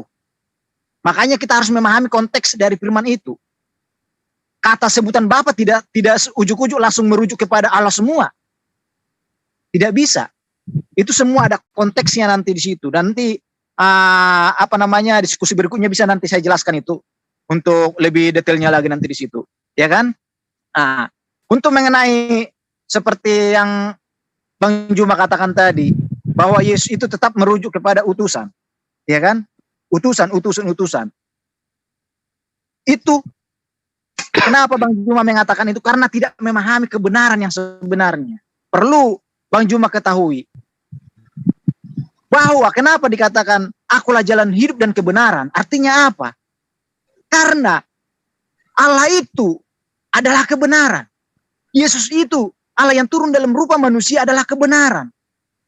Dialah semua kunci dari kebenaran itu. Dialah yang menentukan masuk surga atau masuk nerakanya. Itulah sebabnya dikatakan semua penghakiman itu diberikan kepada anak. Kenapa dikatakan kepada anak? Karena anak itu adalah sebagai gambar rupa Allah yang bisa dilihat oleh mata manusia. Karena tidak mungkin Allah menghakimi manusia tanpa menampakkan dirinya, tanpa berwujud. Itu namanya nanti penghakiman gaib. Bagaimana bisa seorang hakim menghakimi yang bersalah tanpa terlihat? Maka dia harus menampakkan dirinya. Dan penampakan dirinya dalam wujud rupa itulah yang dikatakan anak. Itulah sebabnya tubuhnya Yesus murni langsung dari firman. Bukan berasal dari debu tanah. Bukan berasal dari sel sperma. Itulah perbedaannya. Karena apa? Allah itu harus menunjukkan kekudusannya. Tubuhnya pun harus berasal dari kekudusan. Tidak bisa yang namanya yang ternoda. Berasal dari sel sperma. Itu makna dari semua itu. Tapi tadi pertanyaan saya seperti yang Bang Juma katakan, belum Bang Juma jawab mengenai Nabi Muhammad yang dikatakan tidak bercacat dan tidak bercela, tetapi di dalam hadis ada yang dikatakan bahwa dosanya Nabi Muhammad itu yang terdahulu dan yang akan datang telah diampuni. Berarti Nabi Muhammad memiliki dosa yang telah diampuni. Dan yang paling saya tanyakan sekarang ini, makna dari dosa yang akan datang, itu dosa apa? Apakah nanti di saat Nabi Muhammad itu dibangkitkan, naik ke surga, masuklah ke dalam surga, maka manusia-manusia yang di dalam surga itu masih memiliki dosa nantinya, sehingga dikatakan dosa yang akan datang telah diampuni. Itu belum Bang Juma jawab. Terima kasih. Oke, baik. Baik, ya. Allah Subhanahu wa taala berfirman di dalam Al-Qur'an di dalam surah Al-Fat, ya, ayat-ayat pertama, ya. Diterangkan bismillahirrahmanirrahim. Liyaghfira lakallahu ma taqaddama min zambi wa ma ta'akhkhara wa yutimma ni'mata. Jadi ini adalah sebuah pernyataan yang kemudian Allah terangkan kepada baginda Rasul Muhammad SAW. Sebuah kesempurnaan yang ditujukan kepada pribadi Rasulullah, bahwa ini adalah spesial untuk dirinya. Ya, kenapa dikatakan spesial? Karena di situ Allah langsung mengatasnamakan beliau, alaika. Alaika ini merujuk kepada pribadi baginda Rasul Muhammad SAW.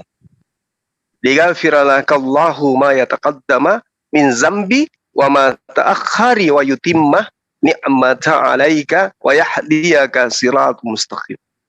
Ya, jadi jelas Allah menerangkan, ya, memberikan ampunan kepada baginda Rasul Muhammad SAW atas dosa beliau yang lalu dan yang ada pada masa itu, ya, lalu kemudian disempurnakan nikmatnya atas beliau dan Allah memberi petunjuk kepada jalan yang lurus. Nah, kalau dikatakan di dalam ayat ini bahwa baginda Rasul Muhammad SAW diberi kekhususan terhadap apa yang dikatakan pengampunan, itu bukan berarti Rasul Muhammad SAW itu memiliki dosa. Tapi ini cerminan bahwa baginda Rasul Muhammad SAW itu bukan Tuhan, sehingga dia tidak boleh kemudian dikultuskan seperti Yesus.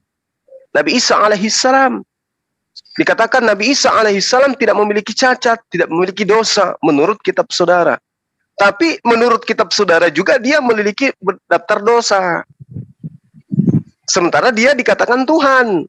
Contoh dosanya di mana? Coba Anda lihat dalam kitab Markus. Pada hari ini juga kau akan bersama dengan aku di Firdaus. Senang orang yang disalib di sampingnya. Tapi ternyata buktinya apa? Nggak ada ke Firdaus. Orang disalib itu tetap aja disalib mati di situ. Itu pembodohan namanya. Jadi itu adalah daftar dosa salah satunya. Ambil keledai orang tidak dikembalikan, itu juga adalah dosa. Dan banyak lagi daftar-daftar dosa ya yang dilakukan oleh Yesus berdasarkan kitab saudara. Nah, baginda Rasul Muhammad SAW di sini diceritakan oleh Allah berdasarkan dengan apa yang saya urai barusan, itu adalah kekhususan bagi dia. Bukan berarti dia itu Tuhan, tetapi dia punya potensi untuk melakukan pelanggaran. Namun kemudian Allah mengatakan kamu jangan khawatir, dosa-dosamu itu yang pernah kau lakukan, yang menurut kamu itu adalah kehilafan, itu telah kujamin, kuhapuskan.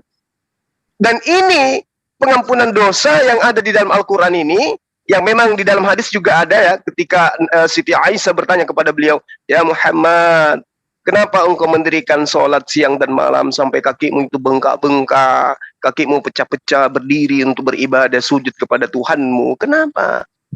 Kenapa engkau melakukan ini? Padahal dosa-dosamu yang lalu dan yang akan datang telah diampuni oleh Allah. Apa kata baginda Rasulullah Muhammad SAW? Wahai Aisyah, kenapa aku tidak menjadi hamba yang bersyukur? Kalau mereka saja yang belum dijamin bersyukur, sujud, berterima kasih kepada Allah, kenapa aku yang sudah dijamin surga ini nggak mau bersyukur? Itu jawaban beliau untuk cerminan sebagai orang yang benar-benar bertakwa kepada Allah. Nah, terkait dengan ayat ini dan hadits ini, saudara harus paham bahwa pernyataan Allah kepada baginda Rasulullah SAW ini itu diwahyukan sebelum dan sesudah daripada perjanjian Hudaybiyah. Nah, kejadian ini Rasulullah Muhammad SAW merasa ada satu tindakan yang dilakukan. Ya, makanya Allah mengatakan ketika nanti di dalam perang itu kamu melakukan satu kesalahan, misalnya tidak sengaja kemudian pedangmu melukai orang-orang yang sudah dalam keadaan tidak berdaya, maka kamu jangan khawatir, dosamu telah kuampuni. Apa yang kamu lakukan itu tidak mengurangi dan tidak merusak fungsi kenabianmu. Ini jelas di dalam data ini, di tafsir ayat ini ya, asbabun nuzul dari ayat ini itu udah jelas. Jadi ayat itu bukan berarti baginda Rasul Muhammad SAW setelahnya kemudian melakukan dosa karena aku sudah dijamin aku melakukan dosa. Tidak. Justru sebelum perang Hudaybiyah, Rasulullah berdoa kepada Allah untuk dilindungi agar gerakannya, agar tindakannya, agar keputusannya di dalam menghadapi perang, mulai dari awalnya sampai selesainya perang Hudaybiyah, dia dilindungi dari hal-hal yang menjadi pelanggaran di dalam dirinya sendiri sebagai nabi. Allah menjawab itu. Liyaghfira lakallahu ma taqaddama min dzambi wa ma ta'akhkhara wa yutimma ni'mata 'alaika wa yahdi siratam mustaqima. Kamu jangan khawatir, peranglah. Apapun yang kamu lakukan dalam perang ini, aku melindungimu, aku mengampuni kesalahan ketika terjadi kesalahan. Itu yang dimaksud. Bukan berarti setelahnya, baginda telah melakukan maksiat karena sudah dijamin. Tidak. Justru Siti Aisyah terheran-heran, ya Muhammad, kakimu bengkak, kakimu pecah-pecah berdiri semalaman suntuk, dan engkau tidak melakukan hanya semalam, tapi semalam-malaman. Mengapa engkau melakukan itu ya Rasulullah? Sementara engkau sudah dijamin untuk surga, dosa-dosamu telah diampuni. Apa kata Rasulullah? Mereka aja yang tidak dijamin bersyukur, masa saya yang dijamin tidak bersyukur? Berbeda dengan Rasul yang kalian umpetin. Aku telah dipilih dari sejak rahim ibuku. Aku menjadi bapa di dalam Yesus Kristus. Ikutilah teladanku.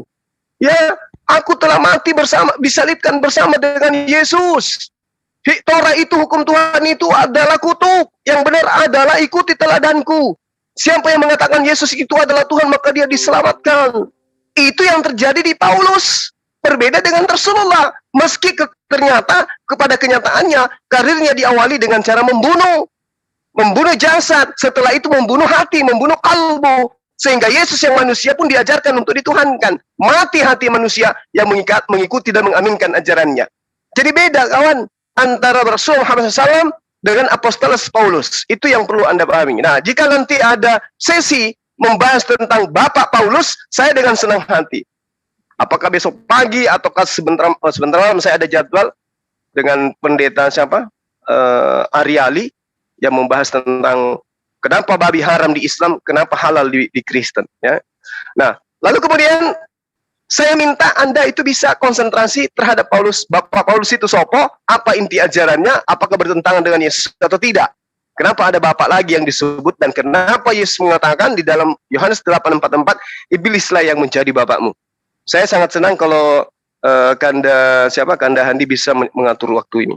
Saya kira demikian dari saya. Di sini udah azan. Silakan Bang Jabat kalau ada sesuatu yang ingin menjadi closingnya, waktu dan tempat saya persilakan. Saya udah selesai ya. Kalau ada hal pertanyaan nanti kita jawab mungkin sore atau sebentar malam. Silakan. Oke, terima kasih Bang Juma. Jadi Oke, Bang. Ya, jadi apa yang Bang Juma tuduhkan itu Yesus memiliki dosa itu adalah tak mendasar, tak ada dasarnya. Kenapa saya katakan seperti itu? Karena pada saat Yesus berkata, hari ini engkau bersama-sama dengan aku dalam Firdaus. Artinya apa? Hari itu setelah kematiannya, karena yang kembali kepada Firdaus itu, kepada Allah itu bukanlah jasad. Jadi Anda harus ketahui di situ. Jadi Anda mengatakan itu suatu perbuatan dosa, suatu kebohongan, itu sangat fatal banget Bang Juma. Sangat fatal banget. Ya, satu lagi yang seperti Bang Juma tadi katakan, yang mengatakan dosa yang terdahulu dan yang akan datang sudah diampuni sebagai apa tadi katanya, sebagai cerminan. Bang Juma katakan sebagai cerminan. Kalau memang sebagai cerminan Bang Juma, pasti Allah itu berkata apa? Bahwa Nabi Muhammad engkau telah saya sucikan dan saya kuduskan. Itulah kalau mau dibikin cerminan. Tetapi kalau dikatakan dosamu yang terdahulu dan yang terdahulu dan yang akan datang telah diampuni, berarti jelas memiliki dosa. Dan satu perlu Bang Juma ketahui, sebelum Nabi Muhammad diangkat menjadi nabi, dan bahkan sampai sebelum dia melakukan Isra Mi'raj di situ, Nabi Muhammad itu pernah dibelah dadanya, dicuci, dimasukkan hikmah. Artinya apa? Jika memang dari awal memang Nabi Muhammad itu tidak bercela, tidak bercacat, untuk apa dilakukan semua itu? Itu yang pernah saya dengarkan. Tetapi karena itu mungkin tidak tertulis di dalam Quran, saya tidak berani untuk lebih lebih panjang untuk membahas itu, gitu loh.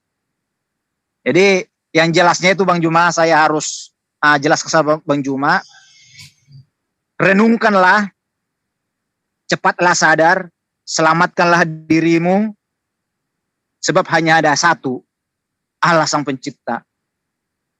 Maka kesaksian iman kita pun haruslah satu, tidak boleh dualisme, tidak boleh triteisme, haruslah satu. Karena kita meyakini Allah Sang Pencipta, dialah akan segala-galanya, semua makhluk akan kembali kepada dia. Bersaksilah hanya kepada dia, jangan pernah bersaksi kepada manusia. Itu pesan saya Bang Juma. Jadi saya menyampaikan ini karena kasih sayang saya kepada Bang Juma dan mungkin rekan-rekan yang ada di sini dan yang mendengarkan di seluruh dunia ini. Saya hanya bisa menyampaikan. Sebab yang bisa menyelamatkan diri kita adalah diri kita sendiri. Karena apa? Karena kita adalah Tuhan bagi diri kita sendiri.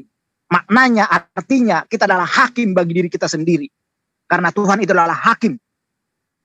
Yang menentukan adalah kita sendiri. Bukanlah guru-guru kita.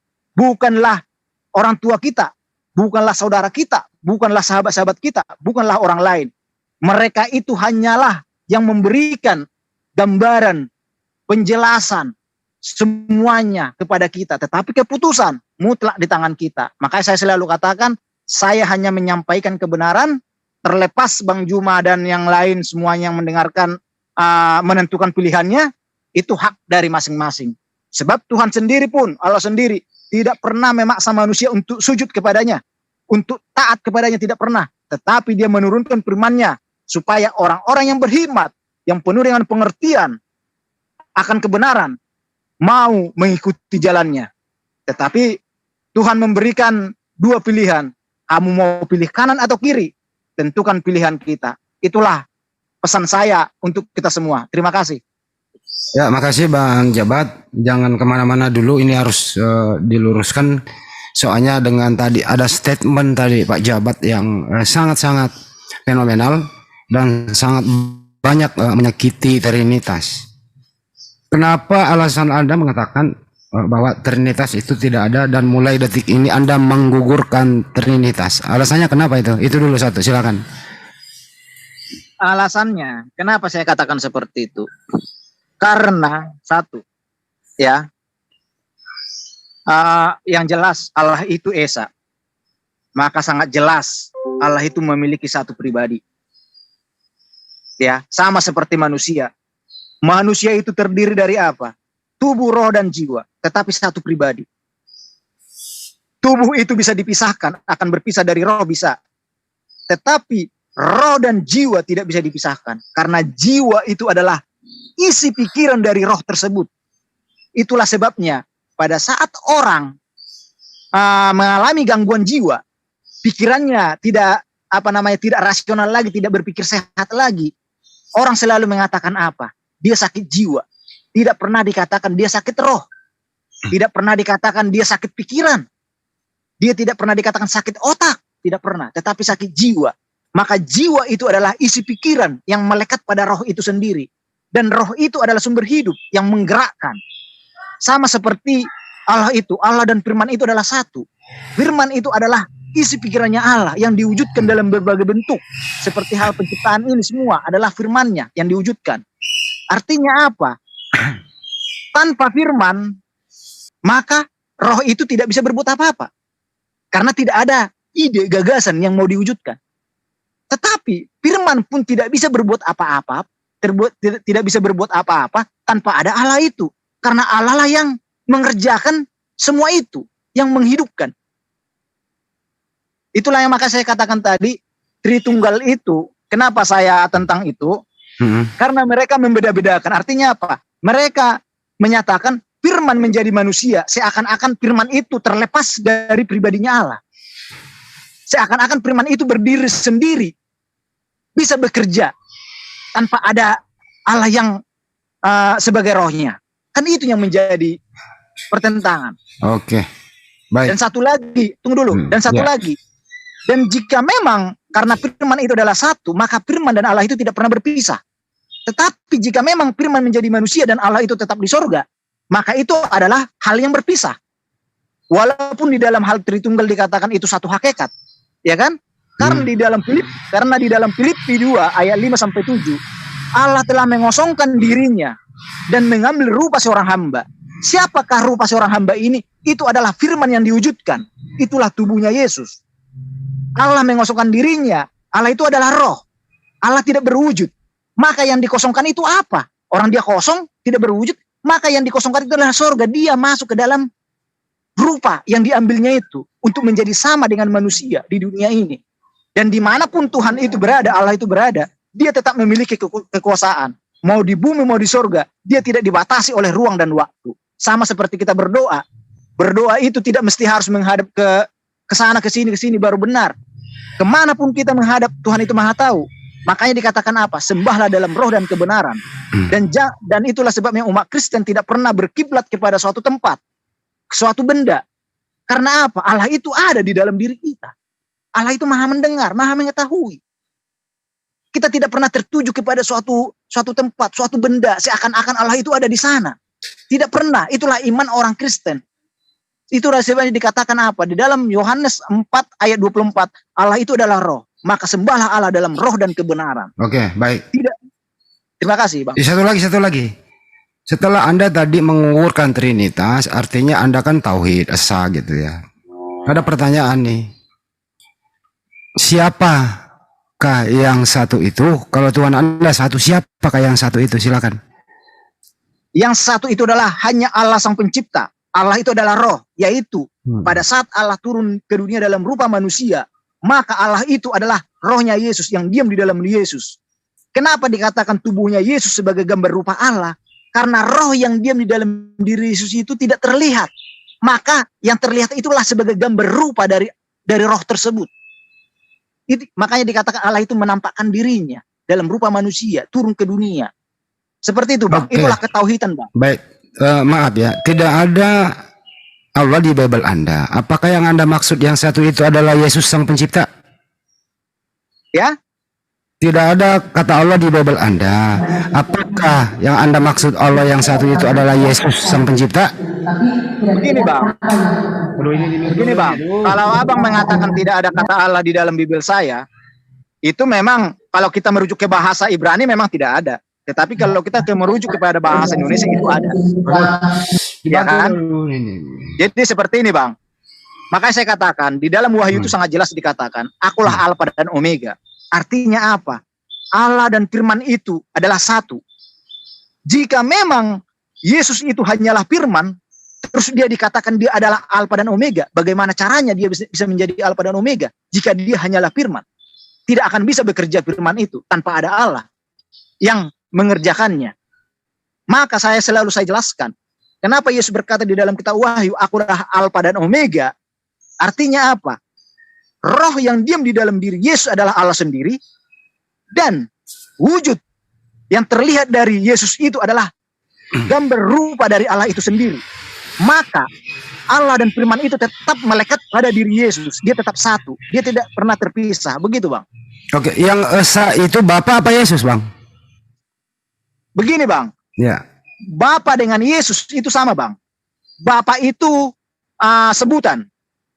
Sebutan untuk mendekatkan kita manusia, ibarat anak dengan Bapa. Itu sebutan kalau Bapa.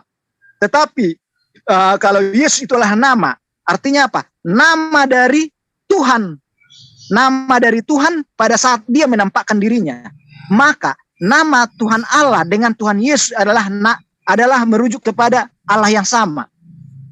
Bukan dualisme di situ. Tidak ada dualisme di situ. Kalau nggak ada dualisme, Bang, Bapak dan Yesus sama, artinya yang keluar dari rahim Bunda Maria adalah Bapak. Yang keluar dari rahim Bunda Maria adalah apa? Itulah yang dikatakan sebagai wujud gambar rupa dari Allah itu sendiri. Enggak, yang keluar dari Bunda Maria ini apakah Bapak atau Yesus atau sama saja? Ya? Yang keluar dari rahim Bunda Maria ini apakah Bapak atau Yesus atau sama saja penyebutannya? Bisa dikatakan anak Bunda Maria adalah Bapak. Wujud kedagingan. Karena gini, Bang. Ya. Karena wujud kedagingan itu bukanlah Bapak. Sama seperti manusia. Abang nih punya anak. Istrinya Abang melahirkan seorang anak, anaknya Abang, ya kan? Abang menyatakan anak kepada anak tersebut, anaknya Abang, itu merujuk kepada kedagingannya, Bang. Secara roh, dia bukanlah anaknya Abang. Karena Abang tidak pernah menciptakan roh kepada anak itu. Tetapi, anak itu merujuk kepada kedagingannya, Bang. Seperti itu, Bang. Ya, anak saya, kalau tidak ada rohnya ya mayat. Gini, Bang ya. Apakah Bapak punya daging seperti Yesus? Bapak itu adalah roh. Dia tidak memiliki daging, tetapi dia menampakkan dirinya dalam wujud manusia, dalam wujud kedagingan, sebagai gambar dari rupa Allah itu, sebagai gambar wujud yang bisa dilihat dari yang tidak terlihat itu, yaitu rohnya. Apakah unsur kedagingan ini setelah tampak di muka bumi ada unsur kebapaan di dalamnya? Di dalam kedagingan tidak ada. Tidak ada. Sama seperti manusia. Berarti unsur kosong. Kedagingan kita adalah unsur kedagingan. Unsur roh adalah unsur roh. Tidak pernah di dalam unsur kedagingan manusia itu ada unsur roh. Tidak ada. Berarti daging ini tidak ada sama sekali unsur kebapaan di dalamnya ya? Tidak ada. Ya, terus yang menciptakan alam semesta Bapak atau daging ini? Ya Bapak. Itu rohnya Yesus. Loh. Bapak ini rohnya Yesus. Betul, karena Bapa itu adalah roh, Allah itu adalah roh. Kalau Bapa adalah rohnya Yesus, artinya Bunda Maria pernah mengandung rohnya Bapa. Oh tidak, itu hanya sebagai gambaran dari manusia. Tetapi secara keimanan roh tidak pernah dikandung, karena roh itu tidak pernah dihasilkan dari manusia. Roh itu tidak pernah dikandung asli secara keimanan, tetapi secara gambaran, secara fisik manusia seakan-akan roh itu dikandung, padahal roh tidak pernah dikandung oleh manusia. Tapi di dalam rahim bang, tapi di dalam rahim Bunda Maria Yesus itu punya roh. Betul. Makanya saya katakan sama abang tadi, abang punya anak itu memiliki roh. Apakah istrinya abang mengandung roh? Mengandung roh? Tidak, karena roh itu tidak berasal dari kandungannya ibu. Mengandung fisik bang, tapi di dalam fisik ada roh. Betul bang. Makanya saya katakan sama abang tadi, pada saat seorang ibu mengandung, ibu itu tidak pernah mengandung roh, karena roh itu tidak berasal dari si ibu. Yang dikandung itu adalah wujud kedagingan. Oke, gini aja bang, terakhir bang, apakah roh Bapak di surga pernah meninggalkan tempatnya? Roh Bapak di surga meninggalkan tempatnya, meninggalkan bergeser kemana-mana? Pernah. Itulah waktu datang ke dunia dalam rupa manusia. Itulah sebabnya dikatakan bang, waktu di Filipi itu Allah mengosongkan dirinya. Berbeda kalau seandainya Allah itu berwujud, bukan berwujud roh, contohnya berwujud nyata, maka bisa jadi rohnya yang keluar, wujudnya tetap ada di sana. Tetapi artinya waktu Bapak yang dikosongkan itu adalah surga. Ya, artinya waktu Bapak meninggalkan surga, roh Bapak meninggalkan surga, artinya surga pernah kehilangan pemimpin ya? Oh tidak, dimanapun Allah itu berada, Allah tetap bisa mengontrol surga dan bumi. Sama seperti Allah itu ada di dalam surga, Allah itu tetap bisa mengontrol bagaimana kehidupan manusia di bumi. Apakah Allah itu harus mengontrol hanya ke dalam keadaan surga, hanya di dalam surga? Tidak. Dia tetap bisa mengontrol bumi. Itulah kekuasaannya yang tak terbatas. Dimanapun dia berada, dia tetap bisa. Oh, jadi pernah dunia ini terkontrol bukan melalui surga, melalui mana saja. Pernah melalui bumi bisa mengontrol dunia, artinya waktu itu surga kosong. Bukan melalui bumi. Allah itu pernah mengontrol bumi ini pada saat Allah itu ada di bumi ini. Iya, benar. Jadi Allah turun ke bumi mengontrol bumi. Ya betul. Karena apa? Sebenarnya di situ bukan untuk mengontrol, tetapi untuk menggenapi. Penggenapan. Karena apa?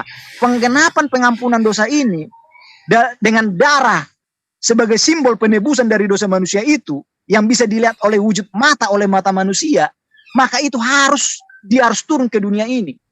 Karena manusia itu selalu ingin melihat yang nyata-nyata. Kalau yang namanya ilmu gaib ya itu beda lagi. Itu namanya cukup imani dan percaya saja. Iya betul. Jadi roh Allah ini pernah meninggalkan surga. Jadi surga pernah kekosongan roh Allah ya. Betul. Secara ininya memang surga itu dikosongkan karena sangat jelas di dalam Filipi itu. Dikatakan Allah mengosongkan dirinya. Apakah ini tidak berakibat fatal sehingga tidak ada yang mengontrol surga? Akhirnya ada terjadi perang naga? Oh tidak. Oh tidak. Perang naga itu berbeda bang. Oh berbeda ya, oke, nggak usah dibawa ke sana. Artinya sekali lagi bahwa surga pernah kekosongan roh Allah waktu dia turun ke bumi menemui Abraham ya? Iya pernah. Ya. Betul. Baik. Apakah roh Allah masuk ke dalam diri Yesus waktu ada di bumi juga? Apakah? Roh Allah masuk ke dalam diri Yesus waktu ada di bumi 33 tahun? Itu sudah pasti karena roh itulah yang menghidupkan tubuh Yesus. Artinya roh Allah surga pernah kehilangan roh selama 33 tahun.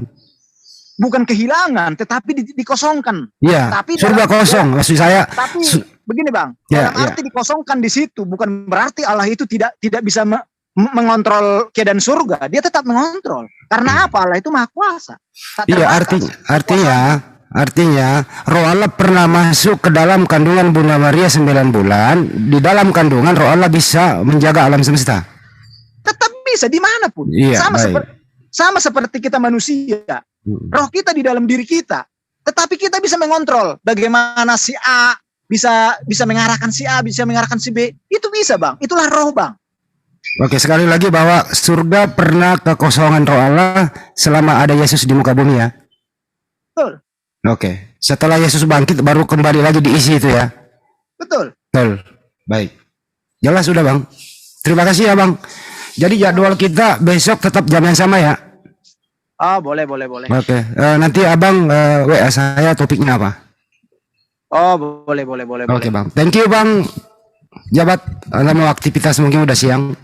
Oke, sama-sama bang. Iya, ada yang mau disampaikan terakhir bang sebelum kita tutup? Kalau pesan saya sih cuma hanya satu sebenarnya. Kembalilah kepada diri kita sendiri. Artinya apa? Ikutilah kata hatimu. Kenapa saya katakan seperti itu? Karena hati tidak pernah bohong. Jangan pernah mengikuti kata pikiranmu, karena pikiran itu bisa berbohong. Pada saat kita berbicara, si A salah, padahal dia benar. Hati kita mengetahui itu. Tetapi karena ada faktor kepentingan, mungkin karena kepentingan kita nggak enak sama dia, mungkin karena kita pernah dibantu sama dia, akhirnya kita membela dia, mengatakan dia benar. Kan itu kan? Itu makanya saya selalu katakan, ikutilah kata hati. Karena hati itu tidak pernah bohong. Karena hati, kenapa hati tidak pernah bohong? Karena roh kita itu berasal dari Sang Pencipta yang kudus. Itulah sebabnya dikatakan apa? Orang yang seperti anak bayi, anak kecil yang belum mengerti perbuatan dosa, masih suci hatinya. Dia tidak tahu apa-apa, dia tidak tahu berbohong, dia tidak tahu yang namanya menipu orang tuanya, belum. Tetapi setelah masuk ajaran-ajaran, doktrin-doktrin paham-paham manusia ini, akhirnya kacau balau semua. Itulah maka saya katakan, ikutilah kata hati kita. Jangan karena kecintaan kita kepada seseorang, sehingga kita membenarkan semua perbuatan jahatnya, perbuatan bejatnya, padahal itu bertentangan dengan hati nurani kita. Dan jangan pula karena kebencian kita kepada seseorang sehingga kita menyalahkan semua perbuatannya dia, padahal dia pernah berbuat benar, kita katakan itu tetap salah. Itu yang selalu saya pesankan, supaya kita lebih dewasa, lebih bijak menggunakan akal pikiran kita, karena firman Tuhan itu selalu rasional, masuk di akal. Itulah pesan saya. Terima kasih saudaraku. Oke, terima kasih Bang Jabat. Saya juga mungkin bisa menambahkan sedikit bahwa janganlah menjadikan satu tokoh yang mantan pemberontak, mantan penjahat, yang Anda jadikan tolak ukur menentukan Tuhan. Ikuti kata hati, resapi baik-baik, apakah bijak dijadikan tokoh ini mantan napi, mantan penjahat, mantan pembunuh, kemudian tulisannya dijadikan tolak ukur memilih Tuhan. Terima kasih semuanya, semoga bermanfaat diskusi pada pagi hari ini. Jangan lupa kembali besok jam yang sama bersama Pak Jabat. Yes. Bang, sebentar bang, Ya. sebentar bang. Saya setuju dengan yang abang katakan tadi, statementnya abang itu. Tetapi ada satu sedikit bang yang perlu saya sampaikan bang. Apa itu bang? Begini bang, memang bang, kalau kita melihat seseorang itu, kalau dia mantan penjahat, mantan pembunuh, mantan napi dan lain sebagainya, ya kan? Memang kalau dia tidak bertobat, tidak kembali ke jalan yang benar, maka dia tidak layak untuk kita jadikan sebagai penuntun kita. Tetapi jika dia bertobat dan kita bisa mengetahui apa yang diucapkan, apa yang dilakukannya, maka itu bisa kita jadikan sebagai tuntunan kita. Kenapa saya katakan seperti itu? Karena banyak penjahat di dunia ini, banyak koruptor, banyak pembunuh yang keluar dari penjara menjadi pendeta, menjadi ustadz, tetapi kita mengakuinya, menerimanya karena apa? Karena ada pertobatan di dalam diri dia.